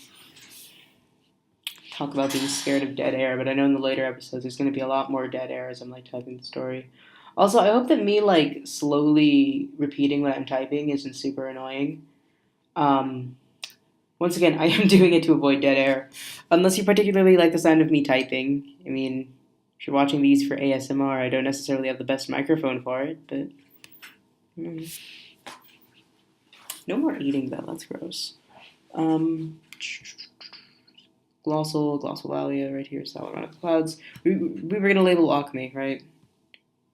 Not calling the honor the harbinger's harb, but we are going to add it to the locations tab, and we are just going to keep it labeled as the island of the harb. Oh, that's actually no, because harbingers can spawn in any sunless place. They might even be able to spawn in the caves. It came out of the caves under Moon Anchor. Oh my gosh. It came out of the caves under Moon Anchor. I didn't realize.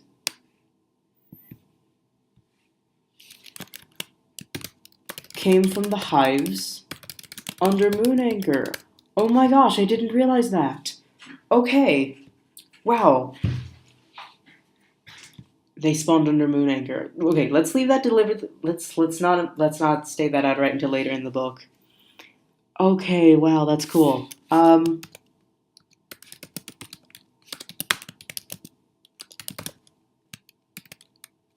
Ophthalmos Island currently does not have a name, but it is this black island up here to the north, though. Also, that's way too thin. We got a nice chubby pen. O C K M I. There we go. Oh my gosh, this is a lot of fun. I don't know if you guys are having fun, but I am. Uh,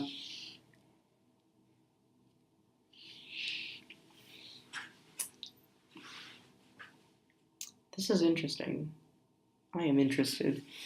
Um, okay. Ow.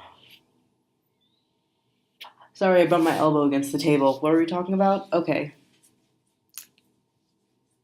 Pause that there. Let's talk about glossal. Specifically, let's talk about glossolalia. Ooh, you know what'd be interesting if these places were like actually the colors they were drawn, like on the map. Like Discomgary is actually gray. Sands should be like a yellower color, like this.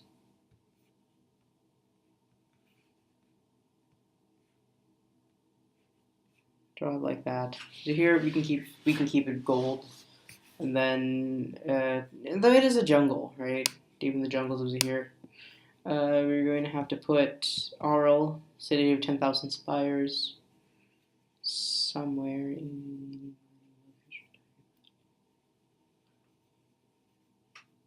No, the deep the jungles was here implies that it's right there. Oh, can it like literally be? No, it's not gonna get the eye here. That's kind of dumb. There we go. Arl is right there. Fell around the clouds. Glossolalia. Capital of the Sands. We shall put it right. Ooh, no. It should be built on the. It should be built on the shore of the lake. It should be built in the middle of the lake. There we go. Yeah, it should be built like right in the middle of the lake. And then like the Vale, like the major, like one of the Vale's major cities is right there. Discomgary, I don't think really has much in the way of major cities. It's just kind of little. It's whatever. Ruins. I'm sure it has lots of ruins from the shells of the behemoths. Why are the behemoths all extinct? That is interesting. Let me.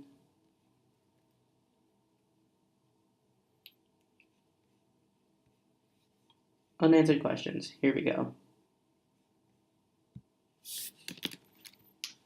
Why are the behemoths all extinct?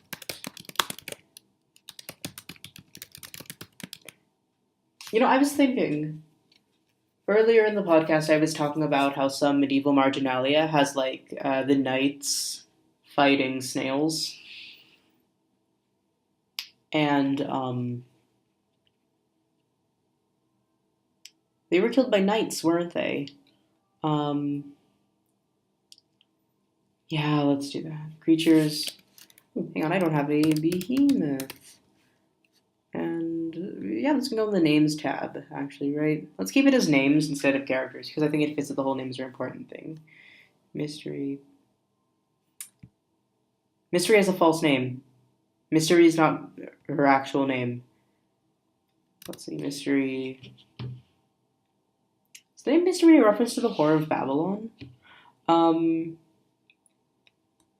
it absolutely might be. If that's the case, I think her actual name is Babylon. Mystery.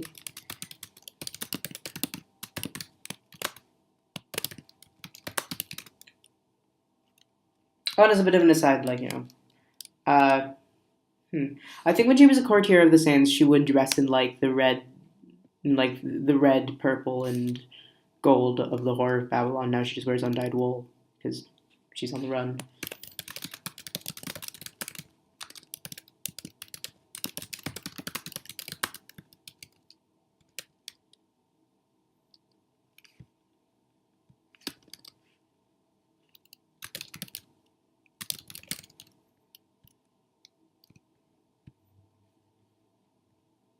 This is interesting. I think I'd like to do more with Mystery being in Babylon. Of course, I'll have to go and take another look at Revelation, but I think I will do that. Mm, actually, no.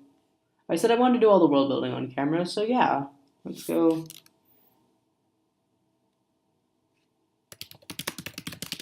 Let's go take a look at the Book of Revelation. That should be interesting. Let's go to the. Actually, no. We can just do a search for Whore of Babylon, right? Right, and then we can just go find the relevant passage of the Book of Revelation. Is this the Book of Revelation? That is not the Book of Revelation. Revelation.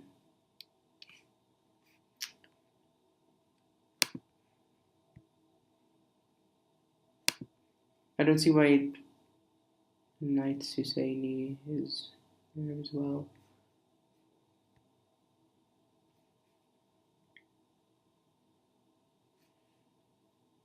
What did the Knight Susaini have to do with the Whore of Babylon? Semiramis. Succeeding the lad to the throne of Assyria. Daughter of a fish goddess raised by doves, married to the king of Assyria and gave birth to a son named Ninos. This is interesting. Semiramis, the queen of Babylon. This is interesting.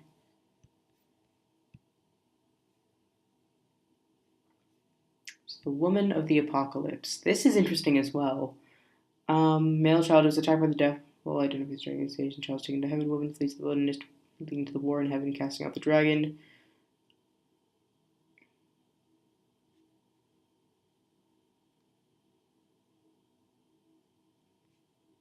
That is interesting, but I don't believe I'm going to use that.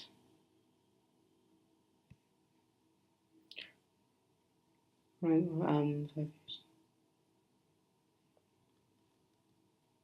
I'm born by the gate of Babylon.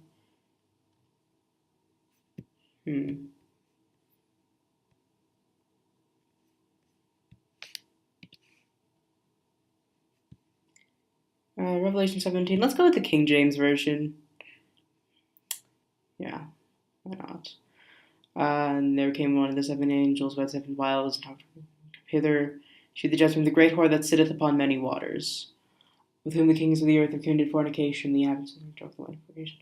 Okay, mother of harlots and abominations of the earth. So mystery Babylon the Great, drunken with the blood of saints, the blood of martyrs of Jesus. When I saw her, okay, so mystery might be more powerful than she appears. I don't know if she's necessarily evil. I don't think she is. I do not believe that mystery is the whore of Babylon.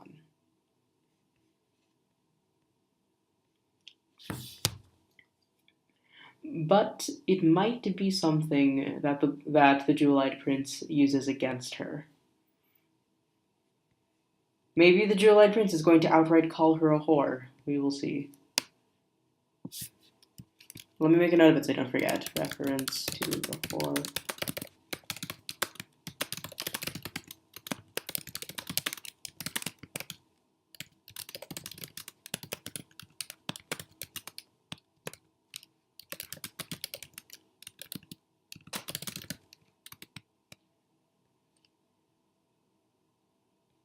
Actually, no, it's not. I don't think Mystery is a whore. But there can be certain aspects.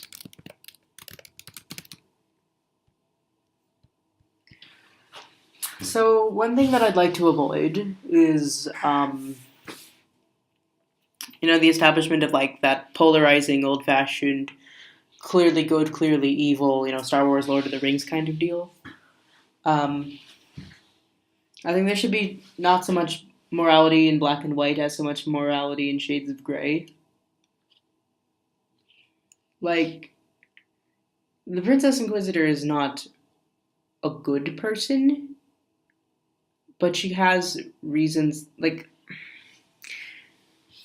I don't want people to be good or bad, I want them to be complicated, It's like real life. So, Mystery, just because she's the neuter antagonist, I don't think is all good. I think...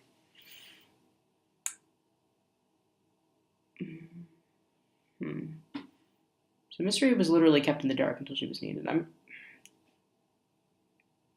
Until she was needed. Did the prince attempt to sleep with her? Hang on. Let me make a note of that. Has the prince attempted to sleep with Mystery? That is interesting. Has...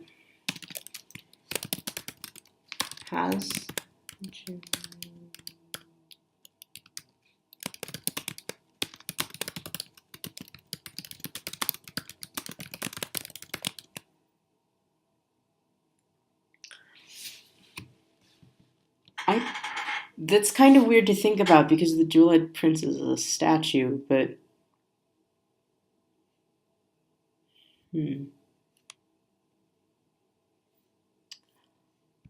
Speaking of which, we can do something.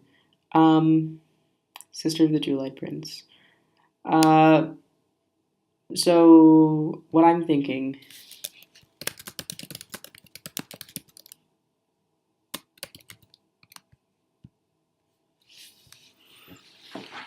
So... Hang on.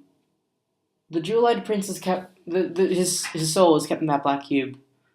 Where did it... I think the Jewel-Eyed Prince's soul might actually be a fragment of the Princess Inquisitor's soul.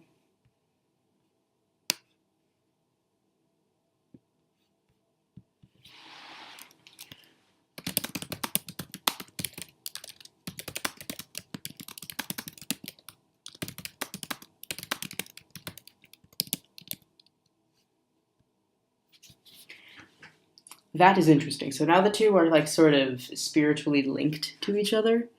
So like when one gets hurt, does the other feel it?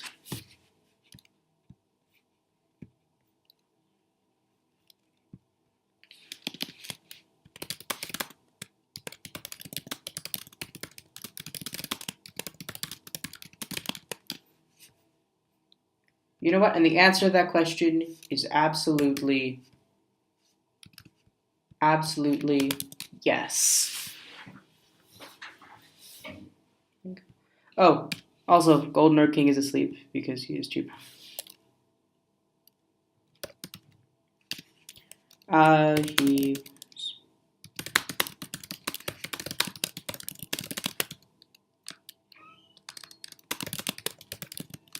Not necessarily the princess and most princesses. Not necessarily the princess and princesses, though they do tend to be the most lucid dreamers.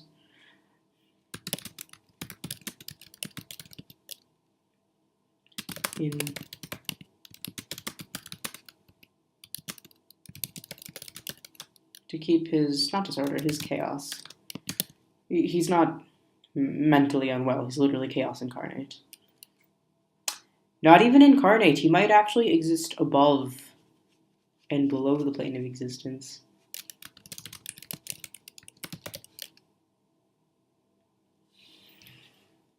Wait, hang on. So if it's implied that the Golden Orb King...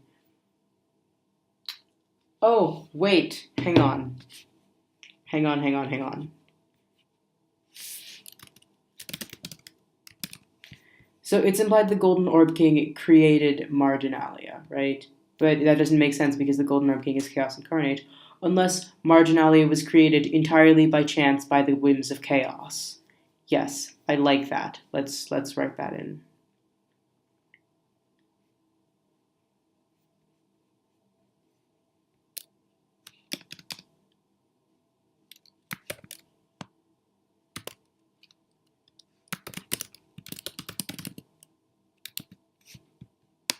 Actually, no, this beta belongs in the Locations tab, so Marginalia.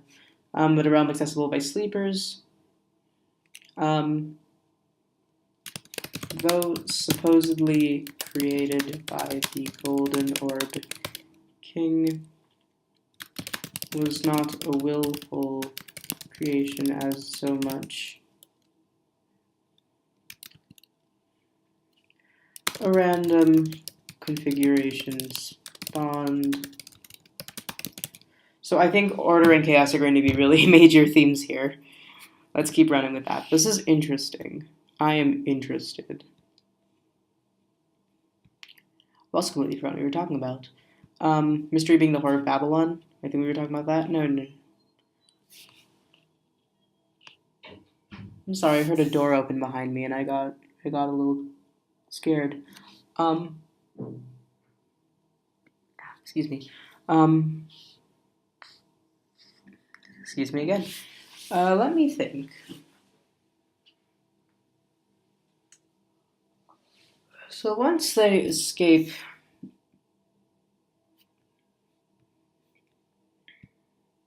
I think the boat should break.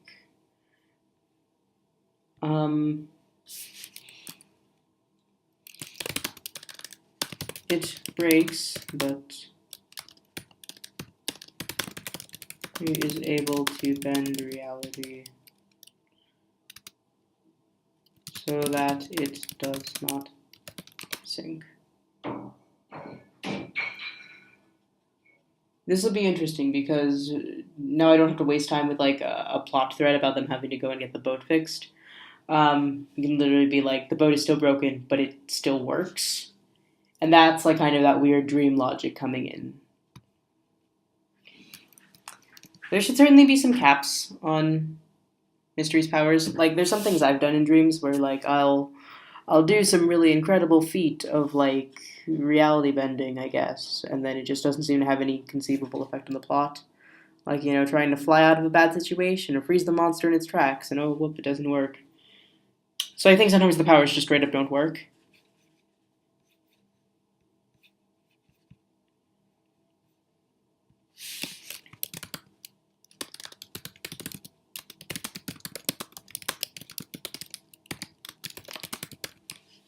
Also, in universe, I think it would be at random times, but for the sake of the plot, things won't work. Like trying to force the Inquisitors not to capture them, and like no matter how hard she pushes, they still go. And...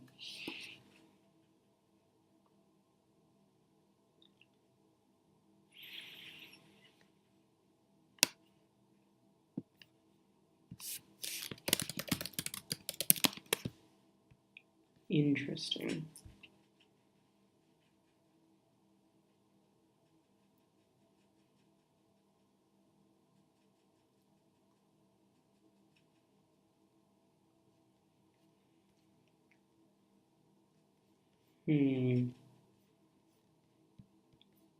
Let's let this rest for a moment.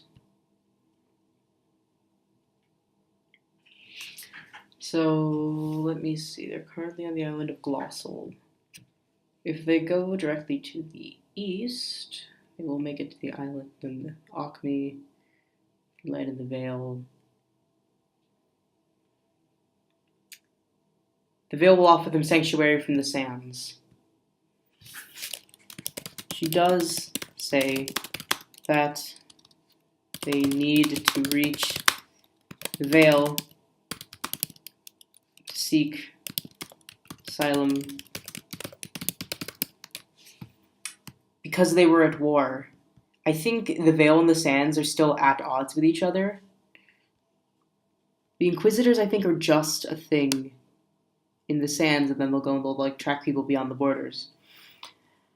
However, I think in the terms, quickly do the politics one. Terms. What do we call it? A truce or an armistice? Armistice. Yeah, here we go. In the terms of the armistice between the Vale and the Sands, this is interesting. So in the terms of the armistice in the Vale of the Sands, the Inquisitors aren't allowed within its borders. Inquisitors aren't allowed within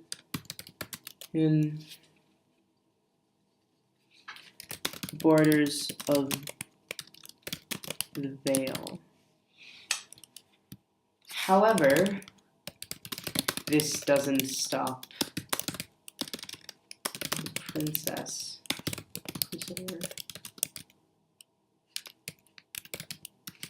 from secretly sneaking a few in. So she's not honoring the armistice. This is interesting. Well, I mean, like, she is. They're not, like, overtly at war anymore, but she's not, like, honoring the terms of it.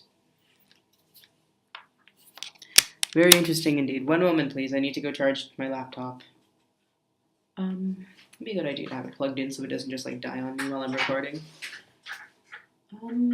Actually, no, I've still got it good. I'll charge it when I get the error message. Okay. This is interesting. We're building on the Vale Sands War.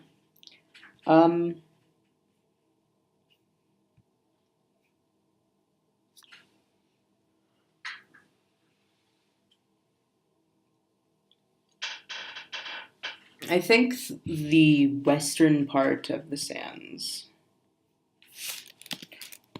The western part of the sands used to be Vale land. So as the sands began to spread, as the sands... Oh, is this a metaphor for desertification? Maybe let's not make it that. As the sands began to spread,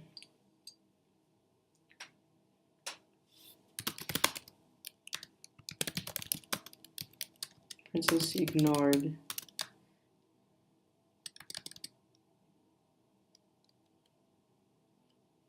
as it spread. Its rulers refuse to listen to pleas of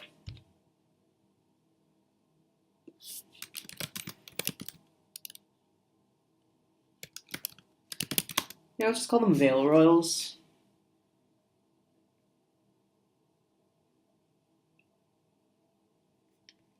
Hey, maybe that's like the family name of the people who rule the Vale. Let me hang on.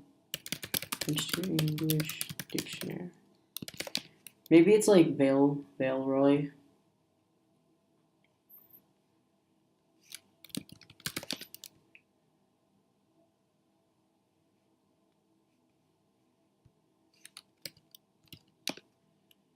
Valeroy.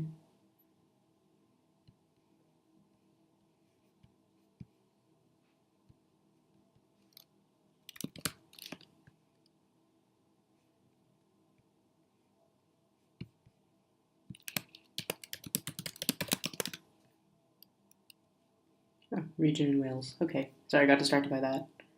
Vallis, the old French Val.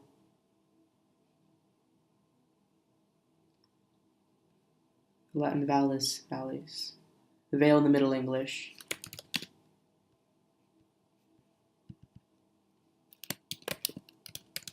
This is such a good name. I'm sure someone's taken it. Valeroy, okay. Species of snail? Interesting.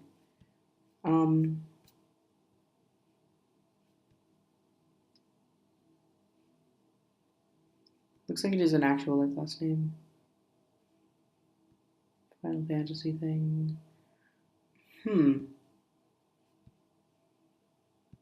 So Valeroy is an actual surname. So meaning of surname.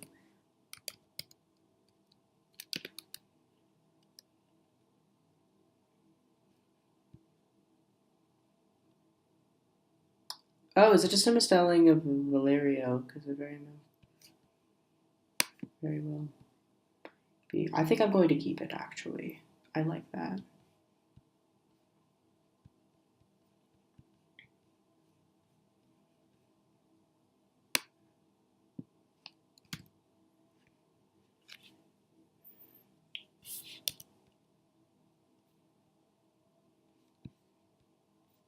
Can we just spell it like that, actually? Hang on.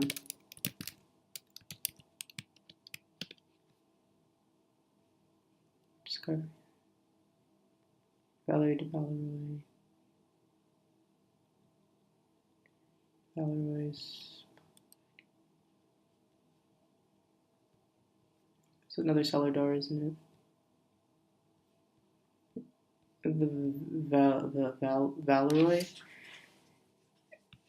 It could be like a reference to valerian, that herb that makes you sleep.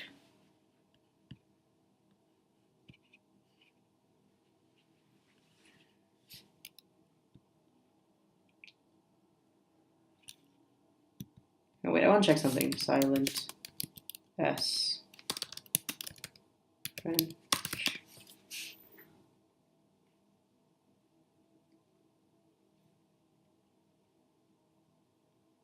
I'm just checking this real quick.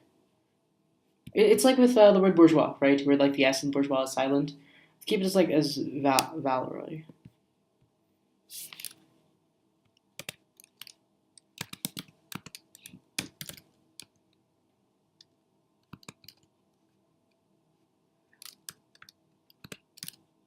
Valeroy.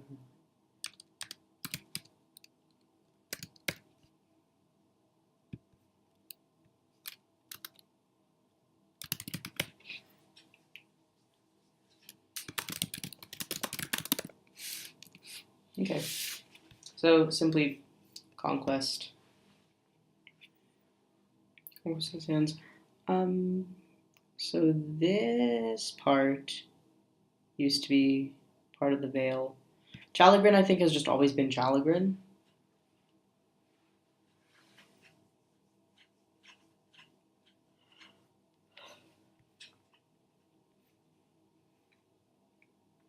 What is the Marsh Court? Because I remember it's underneath Chalagrin, the marsh keeps its court. The Marsh Court still lies. What is the Marsh Court? Are they still important? That's interesting. So,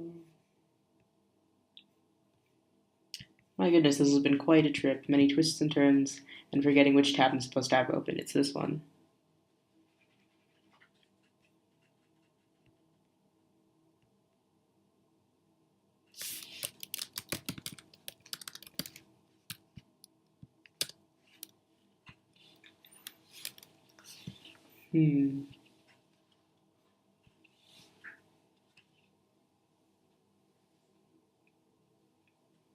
This is something to think about, at least for me.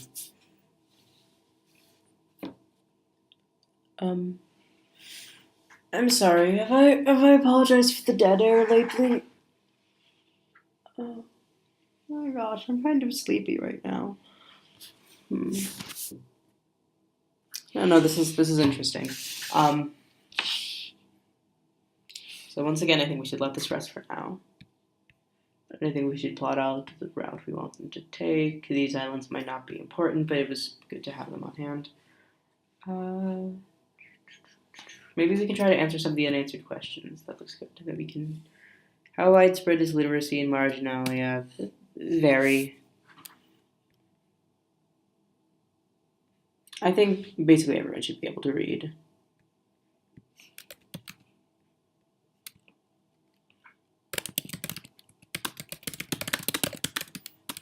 I'll go one step further. Like, it goes along with like some of the dream powers, where even if you don't understand what it says, you can still get the meaning.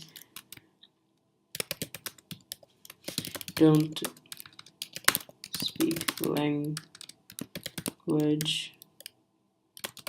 of the possible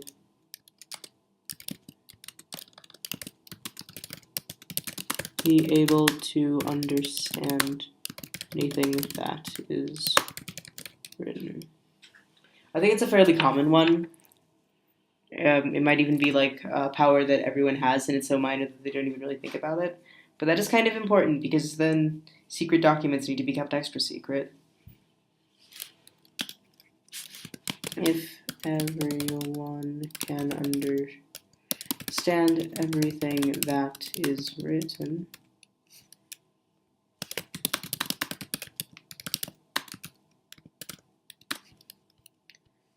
then secret documents must be kept extra.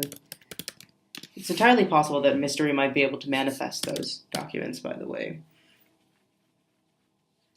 Oh, I think sometimes when Mystery gets bored, she should just like take out her book and start reading. Any book will do.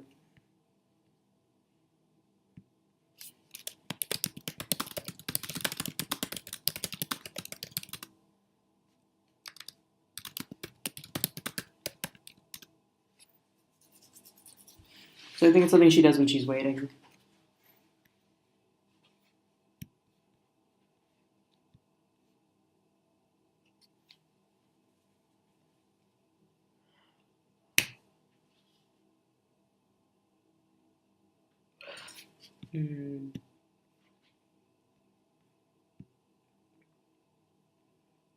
Let's keep looking at the seeds actually, because I want to do some more world building, because I don't really know where to take this now.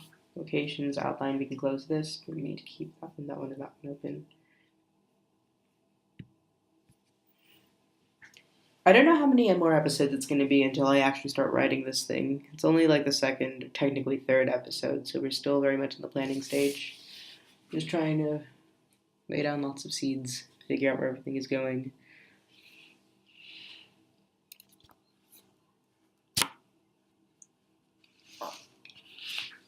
Excuse me. Okay. Locations. Arl, right? Lots of that gratuitous alien geometry.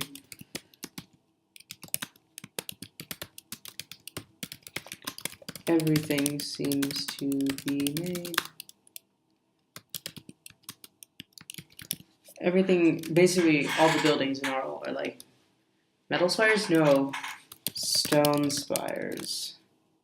With massive spider webs. He's the Golden Orb King, after all.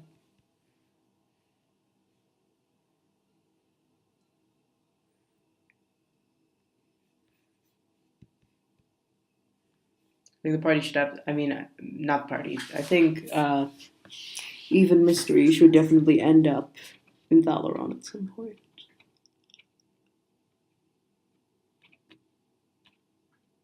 But first, I'll have to get to the house. Who lives in this house? That's a very good question. I'd like to avoid it being like the Tom Bombadil kind of scene in the Fellowship of the Ring. You know what I'm talking about? There's like a chapter halfway through the first Lord of the Rings book where the hobbits end up like spending the night in the house of like this ancient primordial being that takes the form of a jolly old man who speaks in rhymes, and his name is Tom Bombadil. Getting rid of the house, by the way, I cannot think of any ideas for it. I might bring it back in the future. I might not.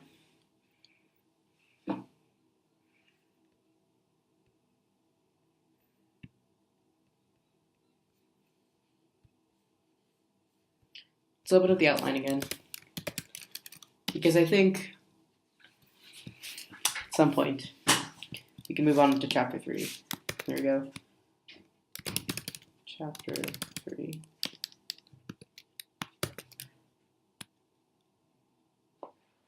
While sailing east. Okay, so while sailing east, I'm thinking they should get turned around while attempting to navigate, so I don't think they're going to go directly from Glossal to Acme.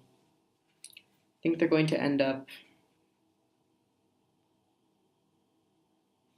Okay, I just had an idea. What if there's like these vortices, like at random points in the ocean, and you can put one right here. There's a vortex. There's several around Ophthalmos Island. Ophthalmo, I think, is like the most powerful. I think it's like the most powerful harbinger in the Dreamlands. I will make a note of that. It's the first and the strongest. Oldest and most powerful harbinger in...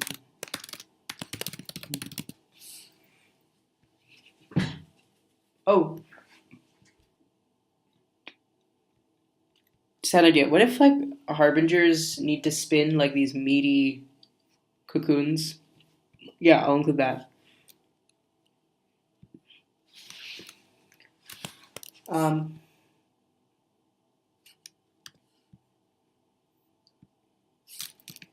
It emerges from a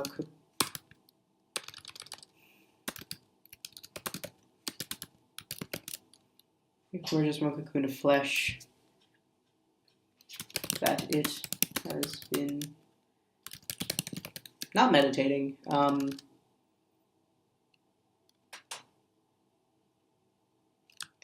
Yeah, I think we know what, like, it's like metamorphosis that it has been undergoing.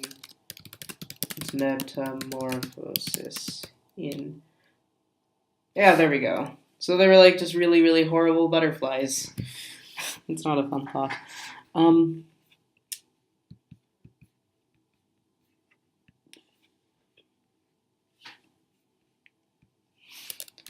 Though it is not his true form. I feel like his true form is really just like an amorphous mass of chaos.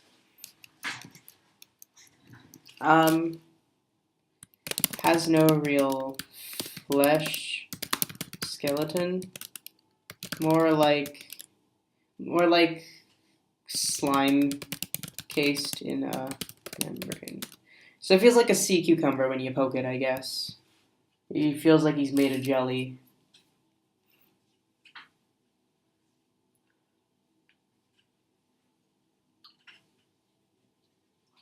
I also think it's like super creepy in stories when like people looking things don't move like people, so I think he should...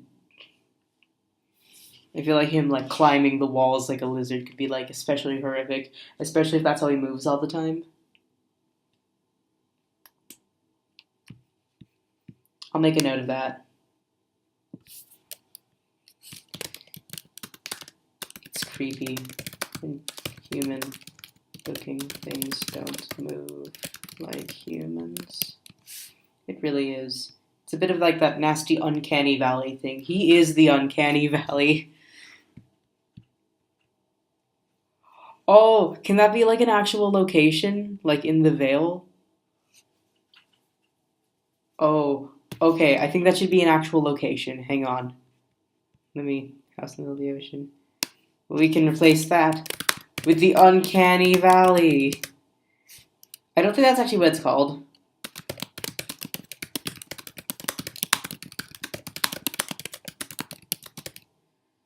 The valley in the shadow of death. No, I think you just literally call it the uncanny valley. And there's like...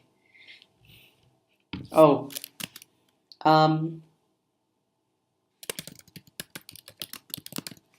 Here, let's see. Gaping statues. Line. Oh, I think it's in Discomgary because I'm imagining the uncanny valley with like gray gray grass and like these screaming statues.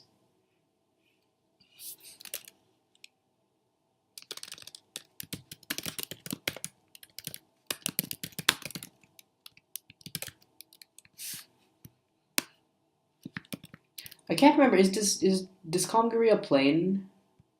Like a steppe? Um, Land of Grey Stones. Under Dull Skies.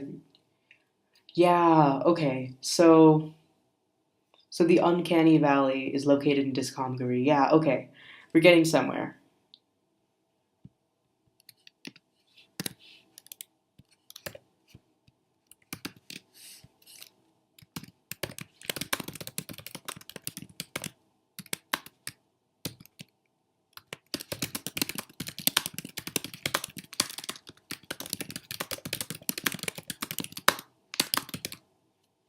Yeah, and I think it gives us a little bit of an insight into Eve's personality if she goes and gives like nicknames to people, because I think I wanted to be narrated from a third person, limited perspective from Eve's point of view.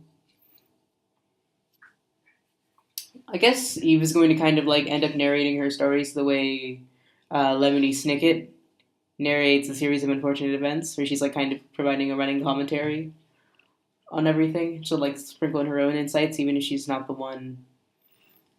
Like, this is going to be kind of weird. It's Eve's point of view, but Eve isn't telling it, and Mystery is aware of the reader.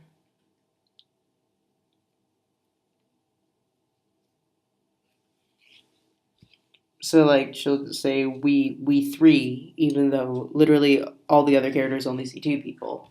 Except for the Golden Orb King, he can see the reader.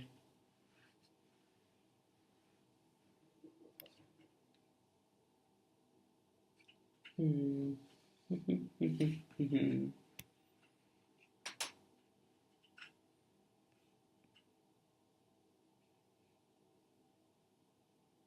How did the prince and princess find out about the servants?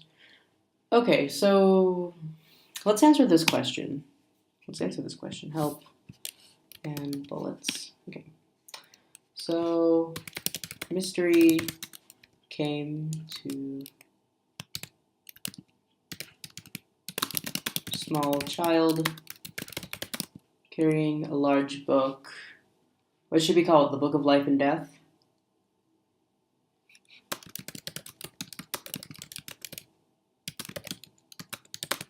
Let's call it that for now. Let's see, is that actually a thing? Let me check. Book of Life and Death.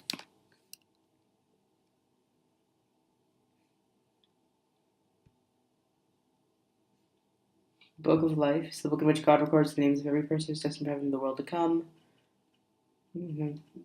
Is now known for the wicked, Book of the Dead. Interesting.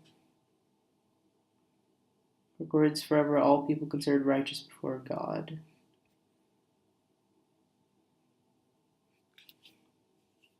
I do like the Book of Life, the movie, which I referenced in the last episode of this podcast. I really like the Book of Life. Churros and frosting.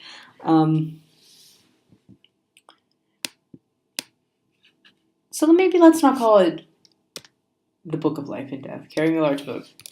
No idea how she got it, but Prince and Princess somehow found it valuable. When it... I think she went to the palace to beg for food. Also, capital with an A.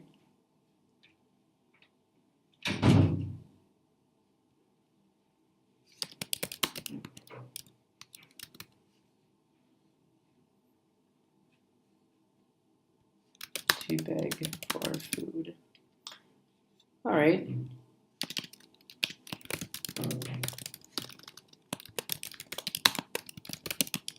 Here we go. Who are Mystery's parents? You guys can lay start a table, leave it a blind chance. Is Mystery's mother literally named Blind Chance? This should be interesting. Yeah, I think we should do that.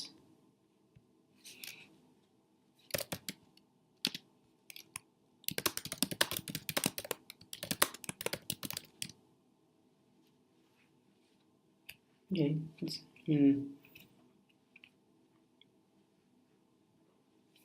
All right. Yeah, let's do that.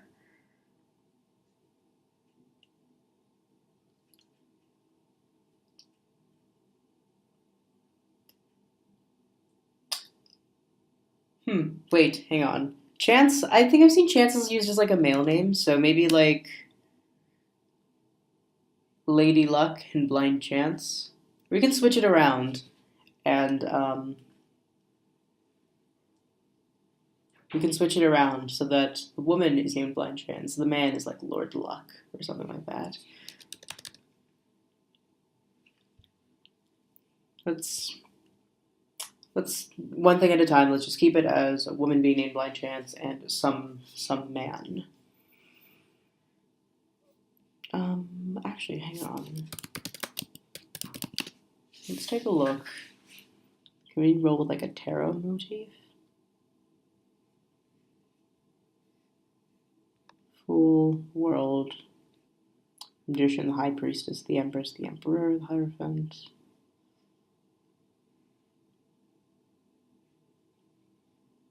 Temperance, Death. Oh, sounds like the rider on the pale horse. Hanged Man, Justice, the Tower, the Star, the Moon, Sun, Judgment.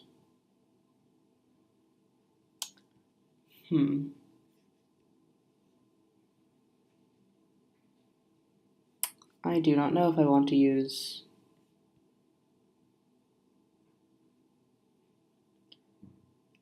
Oh, hang on. I think Mystery is the child of Chance and the Fool. Lord, I want to see if we can do something with this.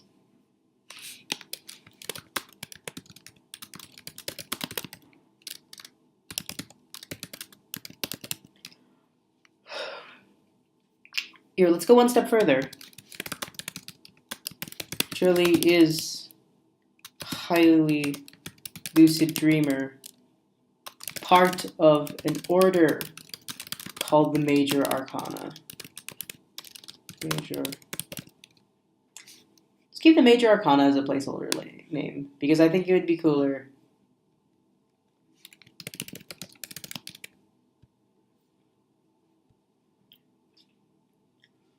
Okay, so Chance is technically like born nobility. Not Chance, Mystery.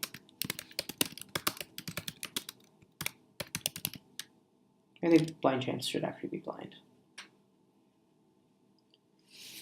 Alright. So she's a child of Chance and the Fool. Interesting.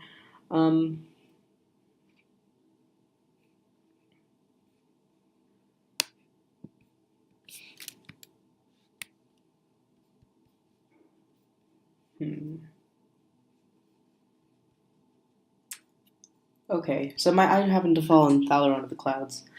I think, okay, so Thalaron of the Clouds is the land of mirth and lotuses. Illusionists are very fond of that place. So I think the major arcana are located here.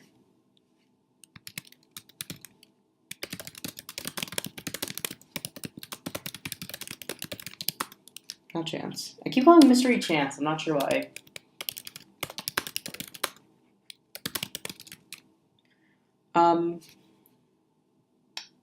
Let's add the Fool to the Book of Names.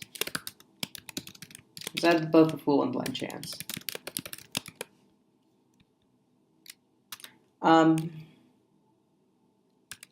Mystery's father.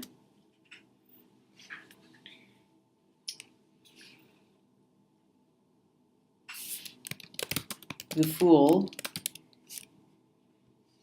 And one of the major arcana is not a title unique to him, but rather one that was passed down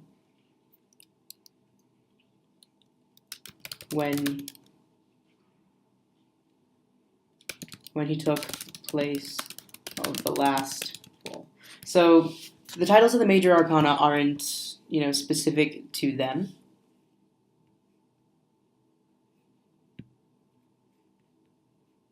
Like, how many of the major arcana do we want to go for? Like, is the devil going to be one of the actual major arcana?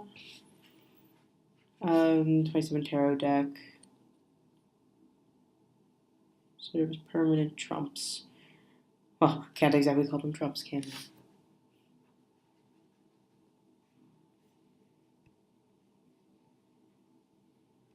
we? Fool the Magician. Wheel of Fortune, Justice the Hangman.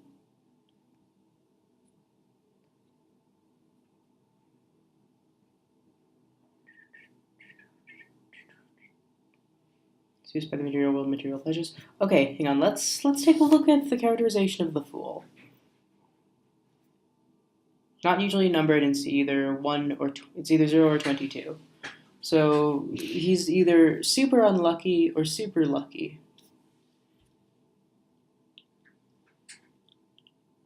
The madman or the beggar. Checkmate. Ragged clothes, stockings and no shoes. Stick on his back, appears to have feather in his hair. Wood woes of the wild man. Naked man playing the bagpipe. Okay, so he's like some sort of musician, right? Let's keep that in. Let's keep that in.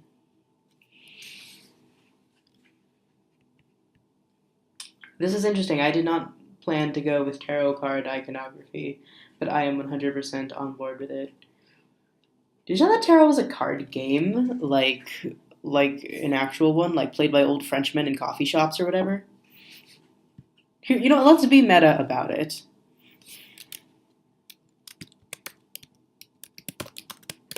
Enjoys playing French tarot in coffee shops. I guess if I write a scene where we meet the Fool, we are actually going to. I think when we first meet him, he is actually going to be playing tarot with like the Magician and some of the other arcana.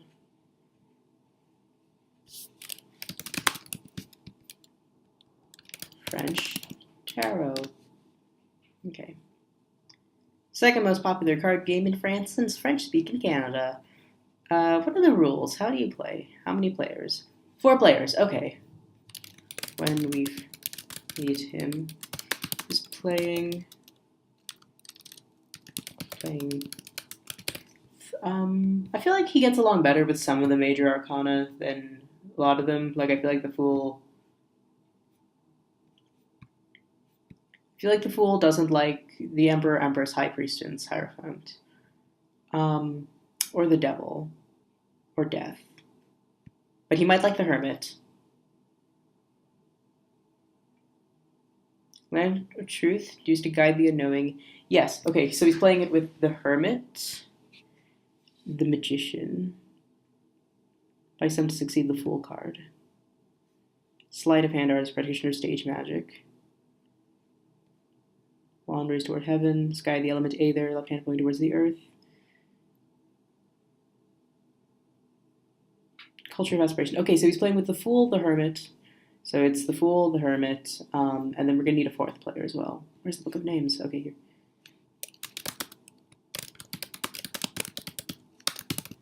This is exciting, because I do like to have like my large groups of people with a common theme. So the Fool, the Hermit, and Temperance, maybe?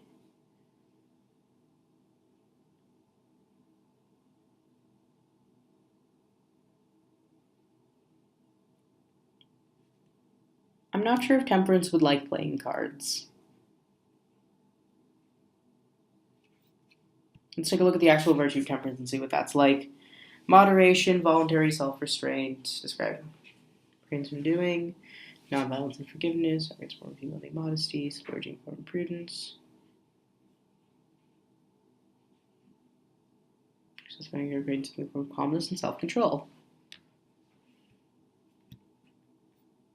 I mean, like, temperance is alright to have wine with lots of water mixed in. Temperance, justice, strength. Fool the Magician. Doesn't like this one, doesn't like that one. He doesn't like this one. The Lovers. Also known as the Twins. 'Cause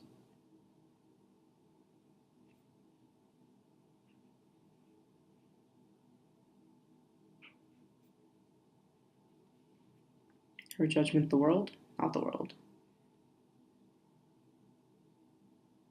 Naked woman hovering over the world, staff in each hand. There's the four evangelists.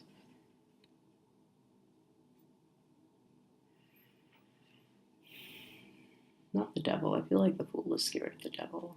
Not the hanged man either.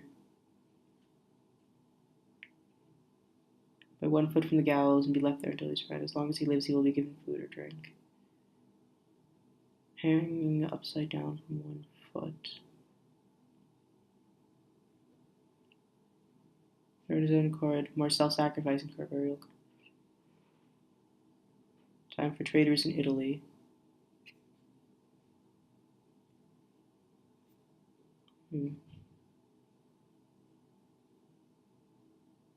Philfot cross.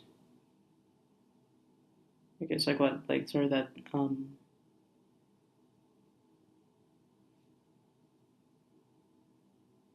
signifying higher learning or enlightenment. I'd represent the cross of St. Peter. Solemn expression of his face expresses you care by his own cord. What does the hanged man represent? Here we go. Pictorial key to the tarot. The name is of the seeing martyrs. Knows the tree sacrifices living wood, leaves thereon. Face expresses deep entrancement, but not suffering. The figure as a whole suggests life and suspension, but life and not death. Also been called a card of martyrdom, a card of prudence, a card of great work, a card of duty. I'll verily simply say on my own part that it is in relation between the divine and the universe. This is interesting. He's playing with the hanged man, I think. That should be the last player. Book of names.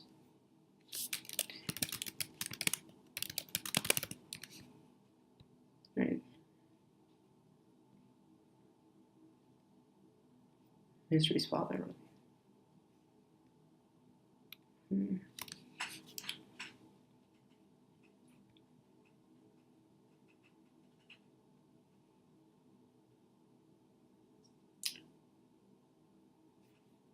thinking.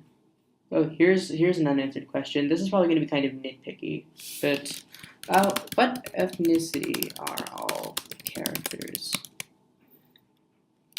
All right, we can answer this a few times. Eves is left deliberately ambiguous. Oh, that's actually spelled right. Okay. So it's not that like Eve is like ambiguously brown, it's just that it is never stated outright what Eve looks like. Which makes sense because Eve is the one telling the story. Since Eve's race is left deliberately ambiguous, that'll like give her the opportunity to call people pale or dark or whatever. So this should be interesting. Eve's is left deliberately ambiguous.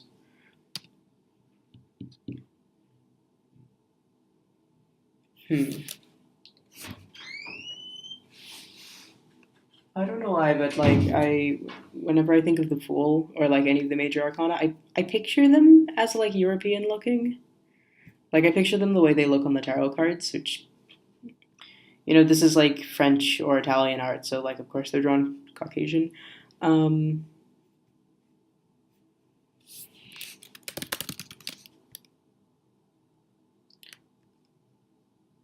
particularly imagine that the Fool looks like this. So the Fool is white. Blind Chance. I imagine Blind Chance as being black, actually. So I guess Mystery is biracial.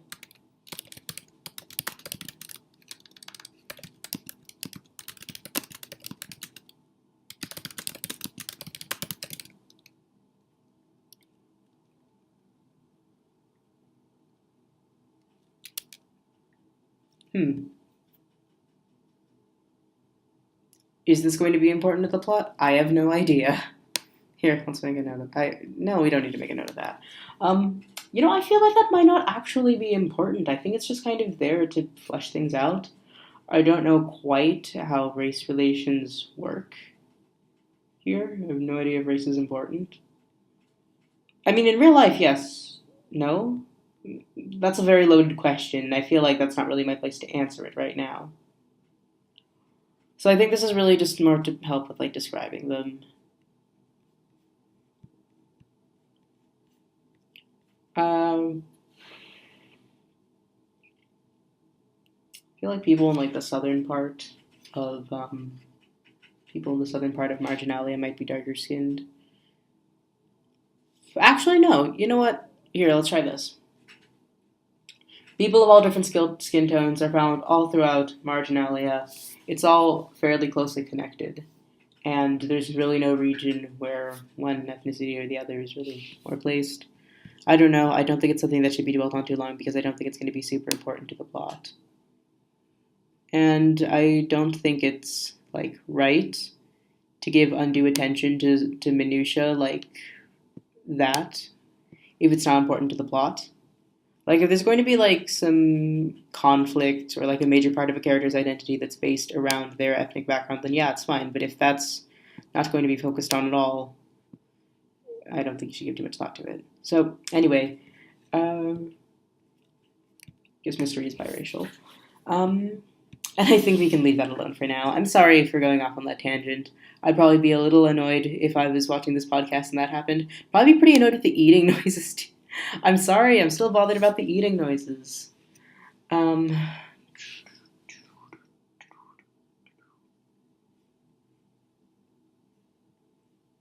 oh, yeah. I forgot what we were talking about before I mentioned this, but I think I was in the process of drawing all the vortices. So these vortices, there's a bunch of them. Vortices kind of work like wormholes, I think. Transport you from one part of the painted sea to the other. There is an unusually large number of vortices around the Harbinger's Island.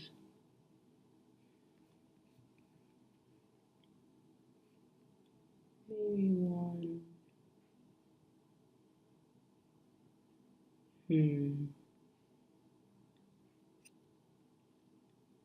I think they should have to cross the entire island to get.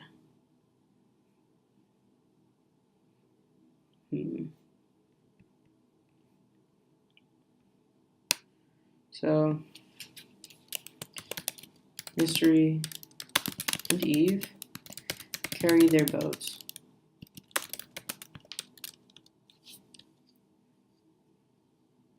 Mystery and Eve.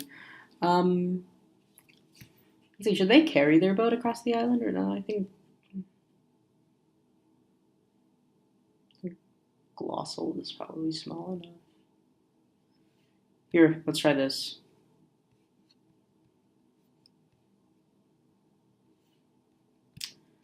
Let's see, should they carry their boat overland or row it around? Let's try this. There is now.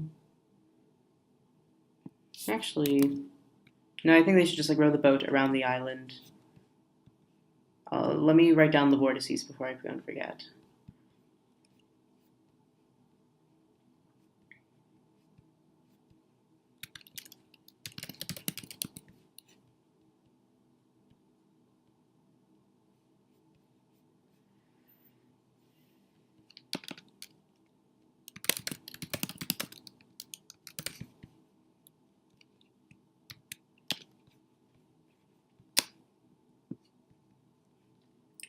So help bullets and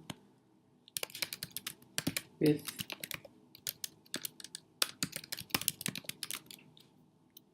vortices.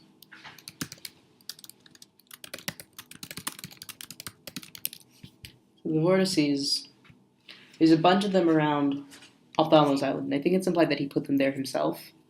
And make a note of it in the Book of Names.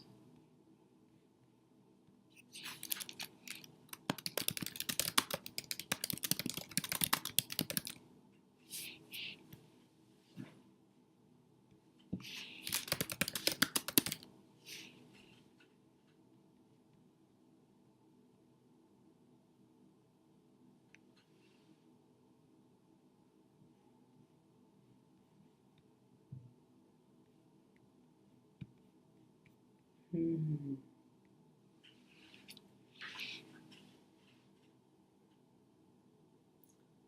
Is mystery's meta-awareness a gift from the Fool? Is the Fool slightly meta-aware? I'd say maybe a little bit. Despite being the Fool.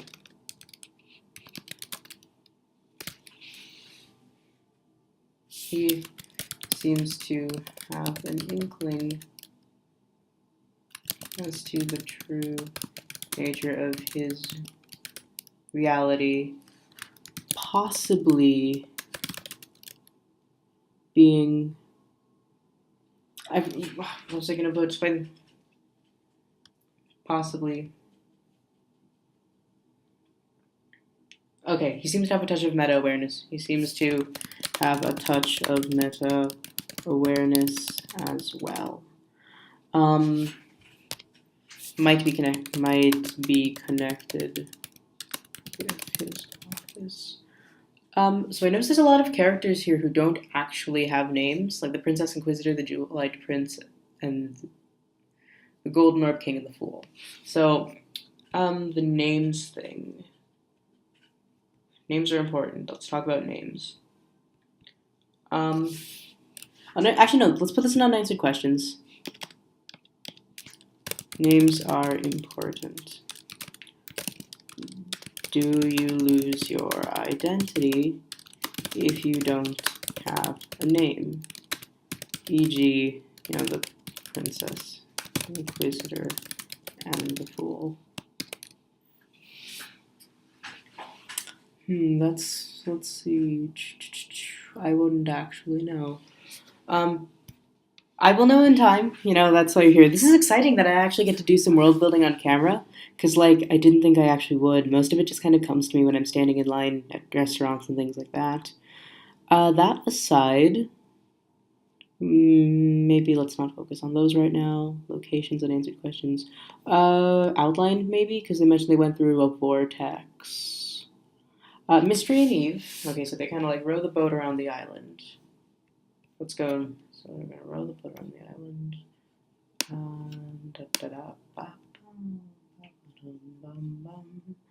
Let's pick a less repulsive shade of red.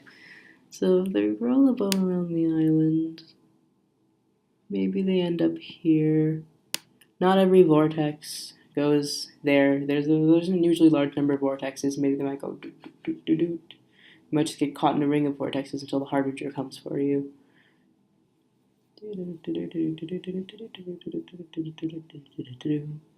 So I think as they're rowing across the sea, they should witness one of the fights between the Aurorans. Oh, hang on, I've got it. Mystery and Eve row around the island.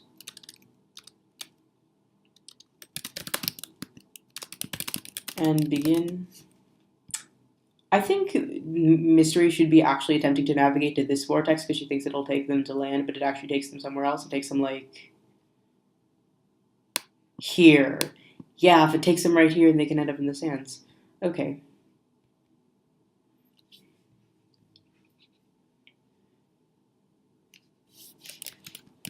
It's a vortex, which Mystery believe will bring them closer to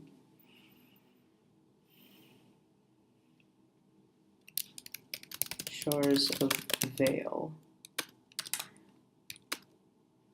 They witness a battle between the Aurora people and the Fire people, whereupon Mystery wordly comments that they didn't used to fight. If I can spell. Oh, I want to be a big famous author one day, but I can't actually spell. I don't think the editor is going to fix that for me. I think they're just going to tell me to go home and stop writing. But anyway, we're not trying to be big famous authors. We're just trying to write for fun. Writing is fun. Reading is fun. I don't read enough.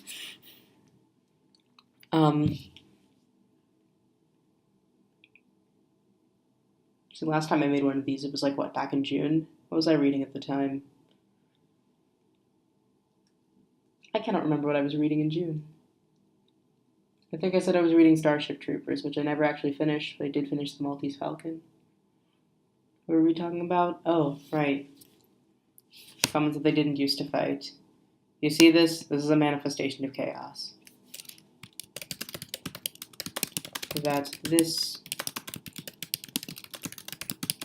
That quickly stops herself.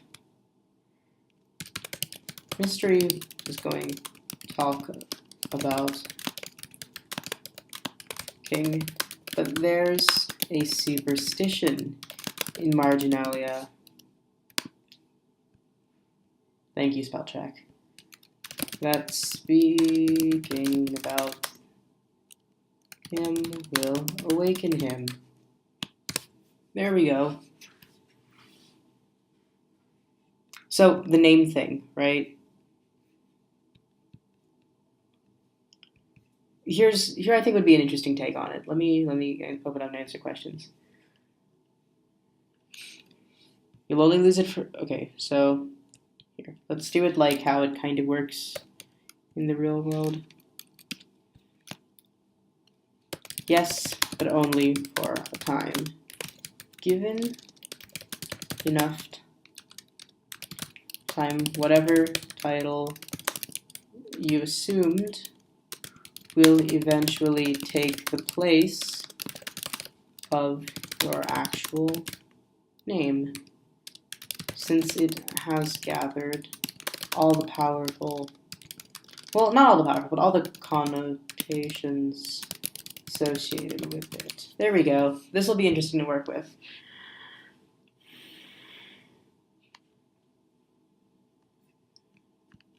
Okay. Home of the Illusionists, say? Reality is unusually fluid here. Unusually fluid. Thank you very much.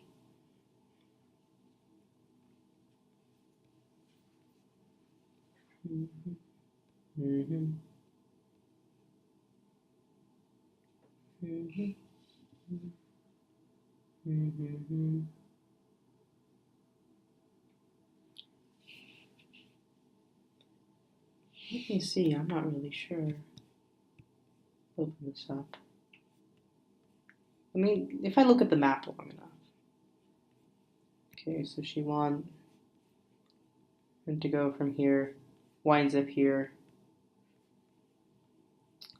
Let's make it so there's like an actual vortex.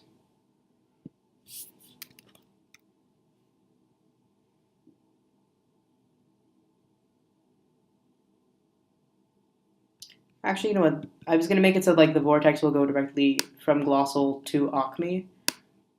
But why do that when you can just road to Acme? So I think the vortex is actually just located right here. They wind up here, end up here.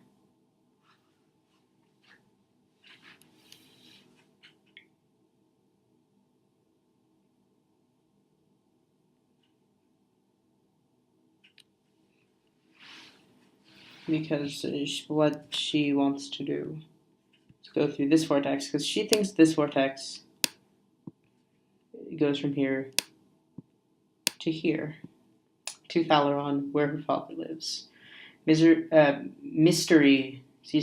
does know who her father is. So.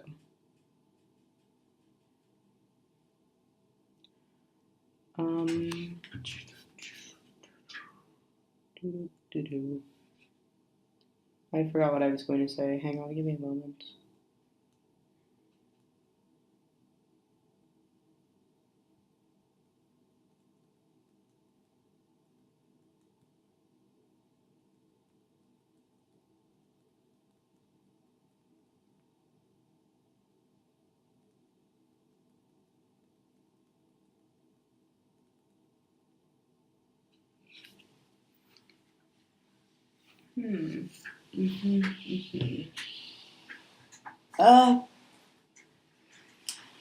Huh.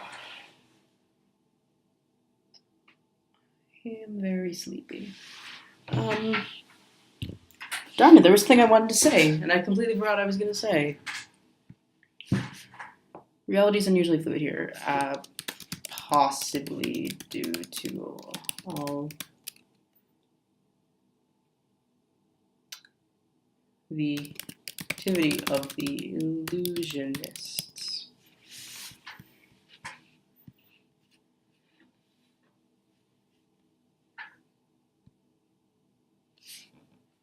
One moment, please. I need to plug in my laptop.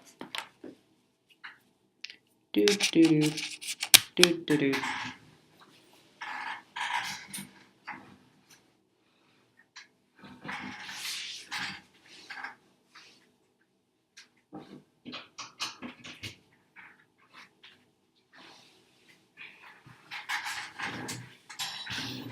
Okay.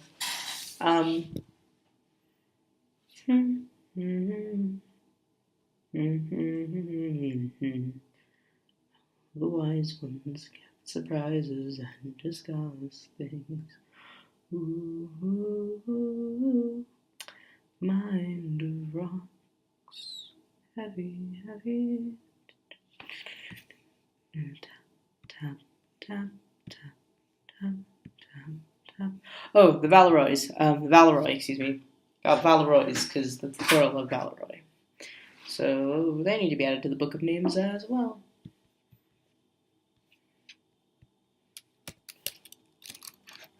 Names. Names are the first thing to go.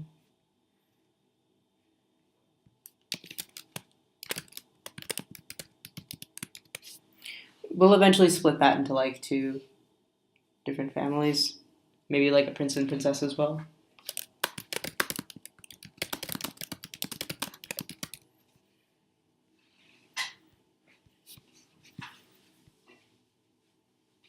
Maybe like the veil in the sands, or just what Eve calls it. That's silly. The only reason why she calls the Uncanny Valley, I think, is because Mystery literally does not know what it's called, because she's never personally been to Discomgary. But Mystery lives in the sands, so she would know what the sands and the veil are actually called. So, we shall have to think.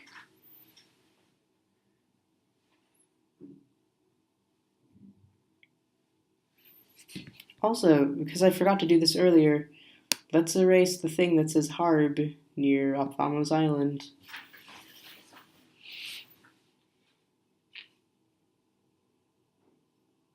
Which of these islands do you think would have harbingers? Let's color all the Harbinger Islands in black. So there's one right here, and one right here. It might not be important, so I'll just undo those real quick.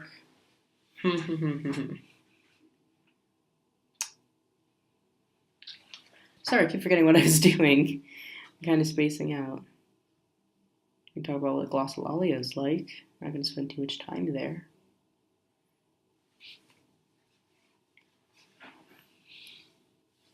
I might actually keep calling them the major arcana.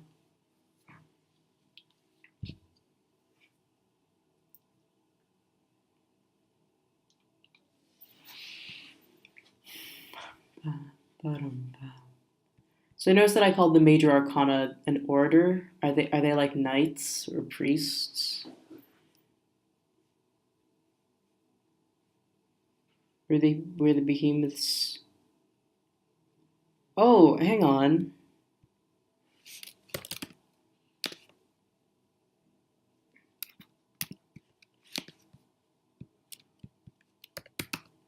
I think they might have been agents of the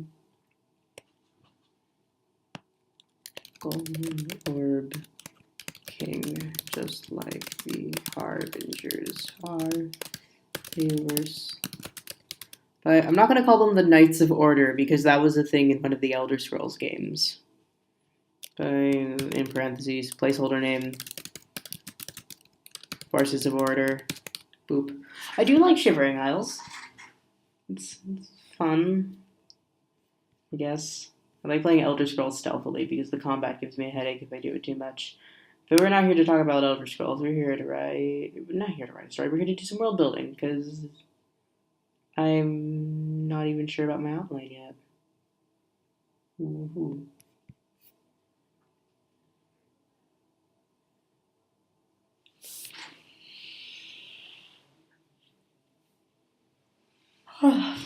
There is quite a lot of dead air, isn't there? I think these big chunks of time work better than like the little 1 hour setup I was planning on having because I do ramble a lot.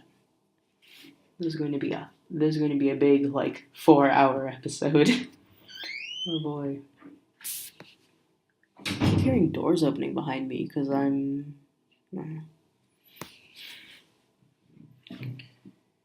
like there are actually doors opening. I'm not losing it, but I'm just like afraid that someone's gonna walk in while I'm recording. That's not gonna be fun for me. I don't know what I would do. Maybe I would just like delete the. Oh no, I wouldn't delete it.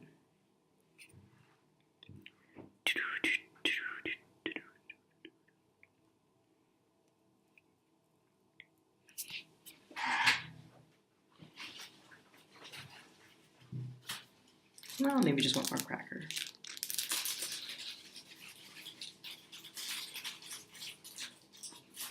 I'm not sure what I find more annoying, the eating or like the package wrestling.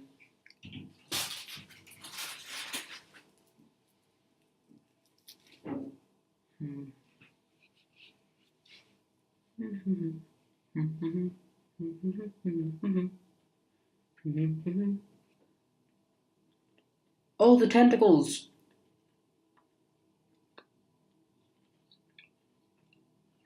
I completely forgot about the tentacles. Definitely has something to do with the Golden Orb King. I'm not quite sure what.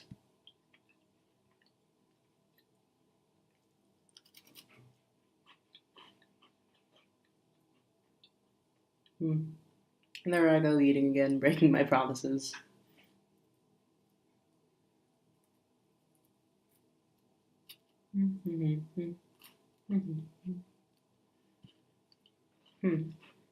Is the Wall of Ice technically a country? No, it's not.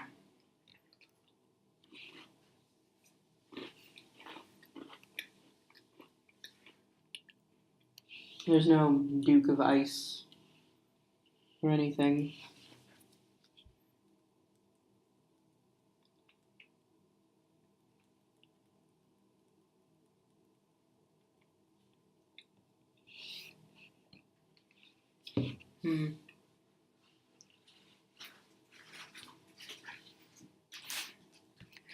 No, the Wall of Ice is not a sovereign entity. I'm just going to delete that question. Doesn't stop people from living on and in it. And I'm sure there's a harbinger inside. Actually, hang on. Can sunlight shine through the ice?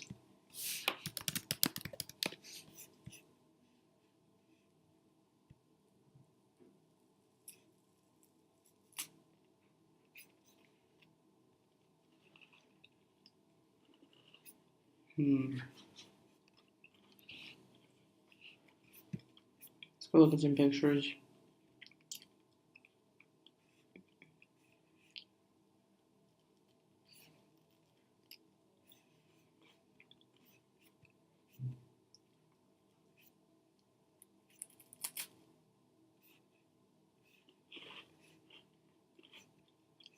I guess I don't generally take photos of like ice caves without like the mouth because otherwise they'd be like totally dark. Let's look at this one. Yes, actually, it does look like they're totally dark. Okay. Let me see this one right here.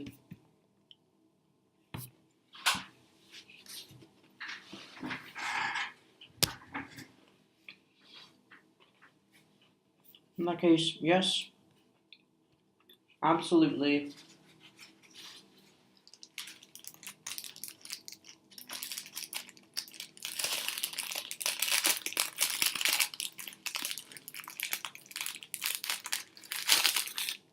Absolutely, there are harbingers in the ice cave. Well, maybe a harbinger. Harbingers don't tend to occur in large groups.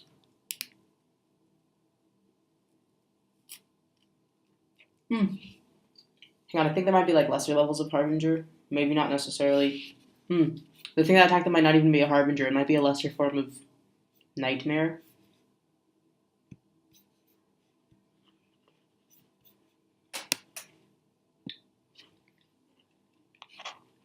What should we call them? Penumbras?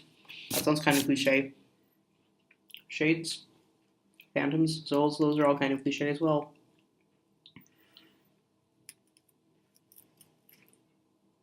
Calling them nightmares is super cliche. Night Gaunt, that was the term invented by H.P. Lovecraft, so I can't use that.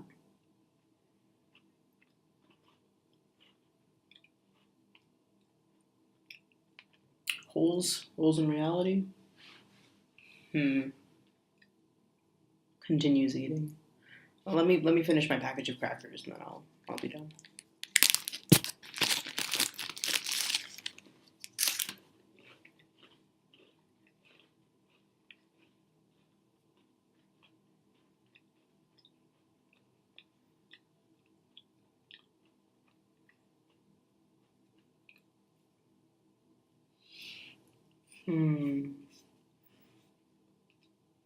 Sleep paralysis. Maybe something associated with sleep paralysis.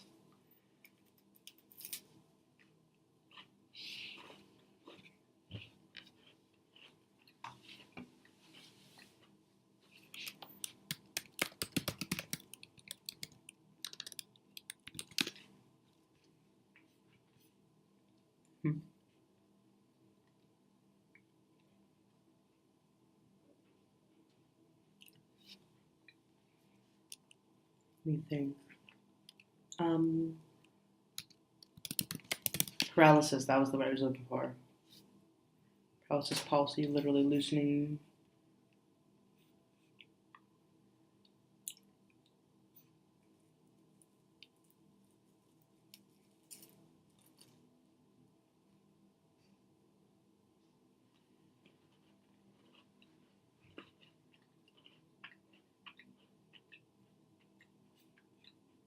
Lift idle.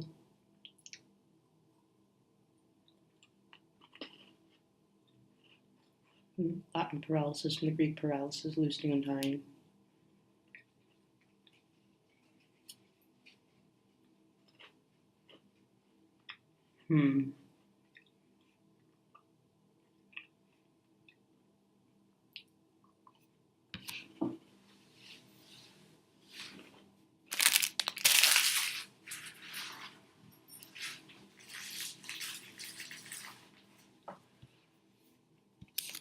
Sleep.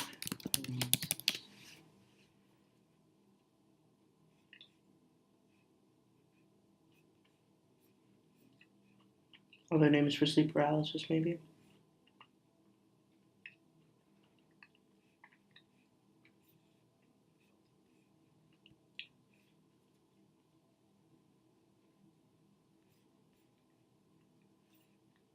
Mare from Proto-Germanic maron. Yeah, the maron, let's call it. Let me check.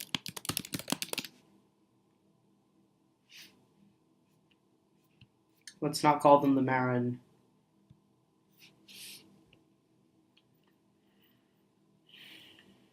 Night hiding, shadow people. What's this letter? Maybe I can change the spelling so it's something that fits. Macron, meaning long. Opposite is a breve.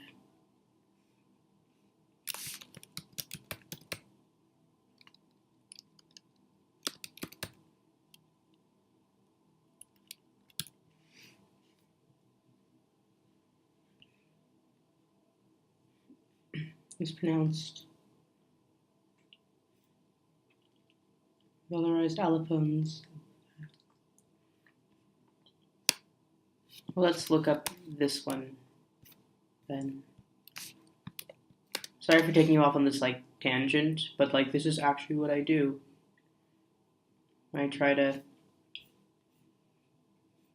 think of ways to name things.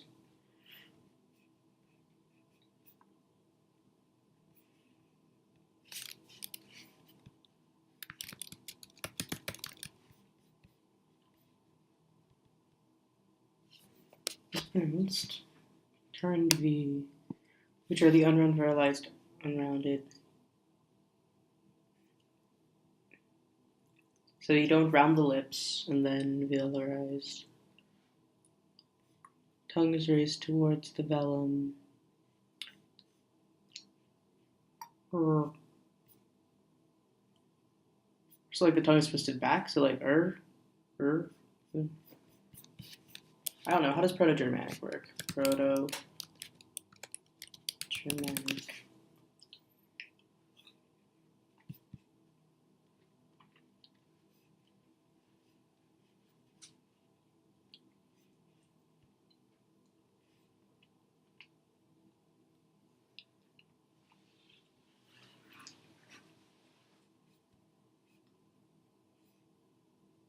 Gothic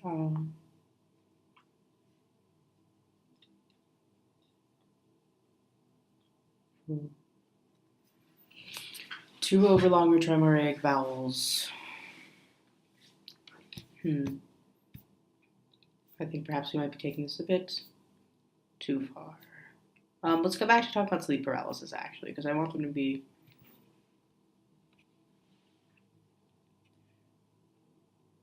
Parasites, alien visions, literature.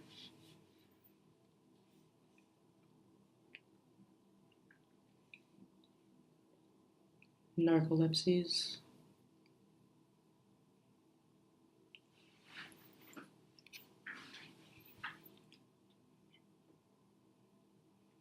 We can go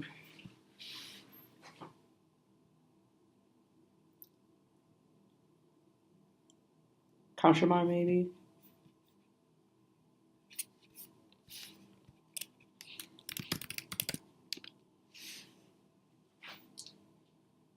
Oh, that explicitly means incubus, then.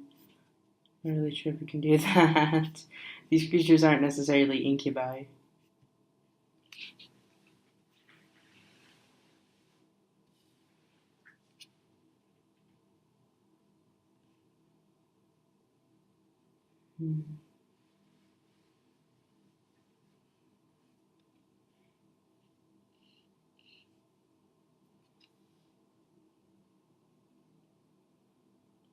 Sensation of floating sensation, intruder and incubus.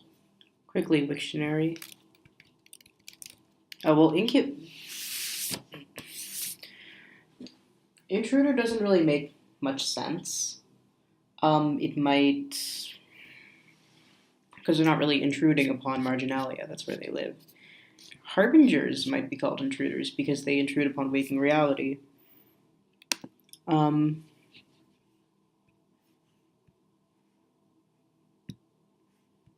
Might be a lesser form of, oh crap, which tab did I close? That was world building tab. It's fine, we can reopen it. Let's go for...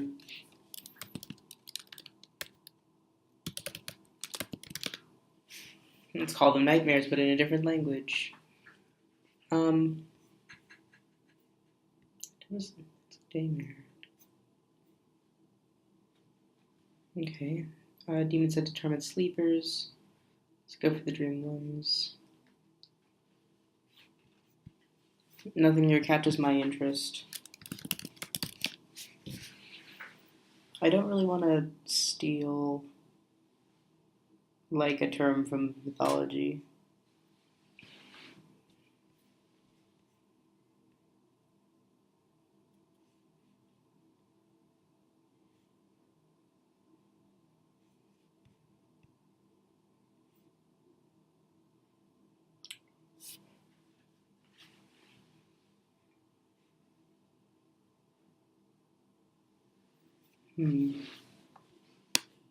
Well, I think we've gone off on enough tangents for now. We've gotten a good chunk of progress done, but I think it's time to wrap this episode up. What have we done today? We've actually gone and drawn a map of Marginalia. We've gone and named it. We've introduced a bunch more characters, fleshed out the magic system a little more, asked and answered a lot of questions. And I think now it's time to log off. Thank you very much for watching, putting up with my rambling, my eating noises, my dead air. I will try to post more of these on a more regular schedule, but right now I'm just kind of doing them on a whim. That said, I hope you enjoy the rest of your day, and I hope to see you again soon. All right, goodbye.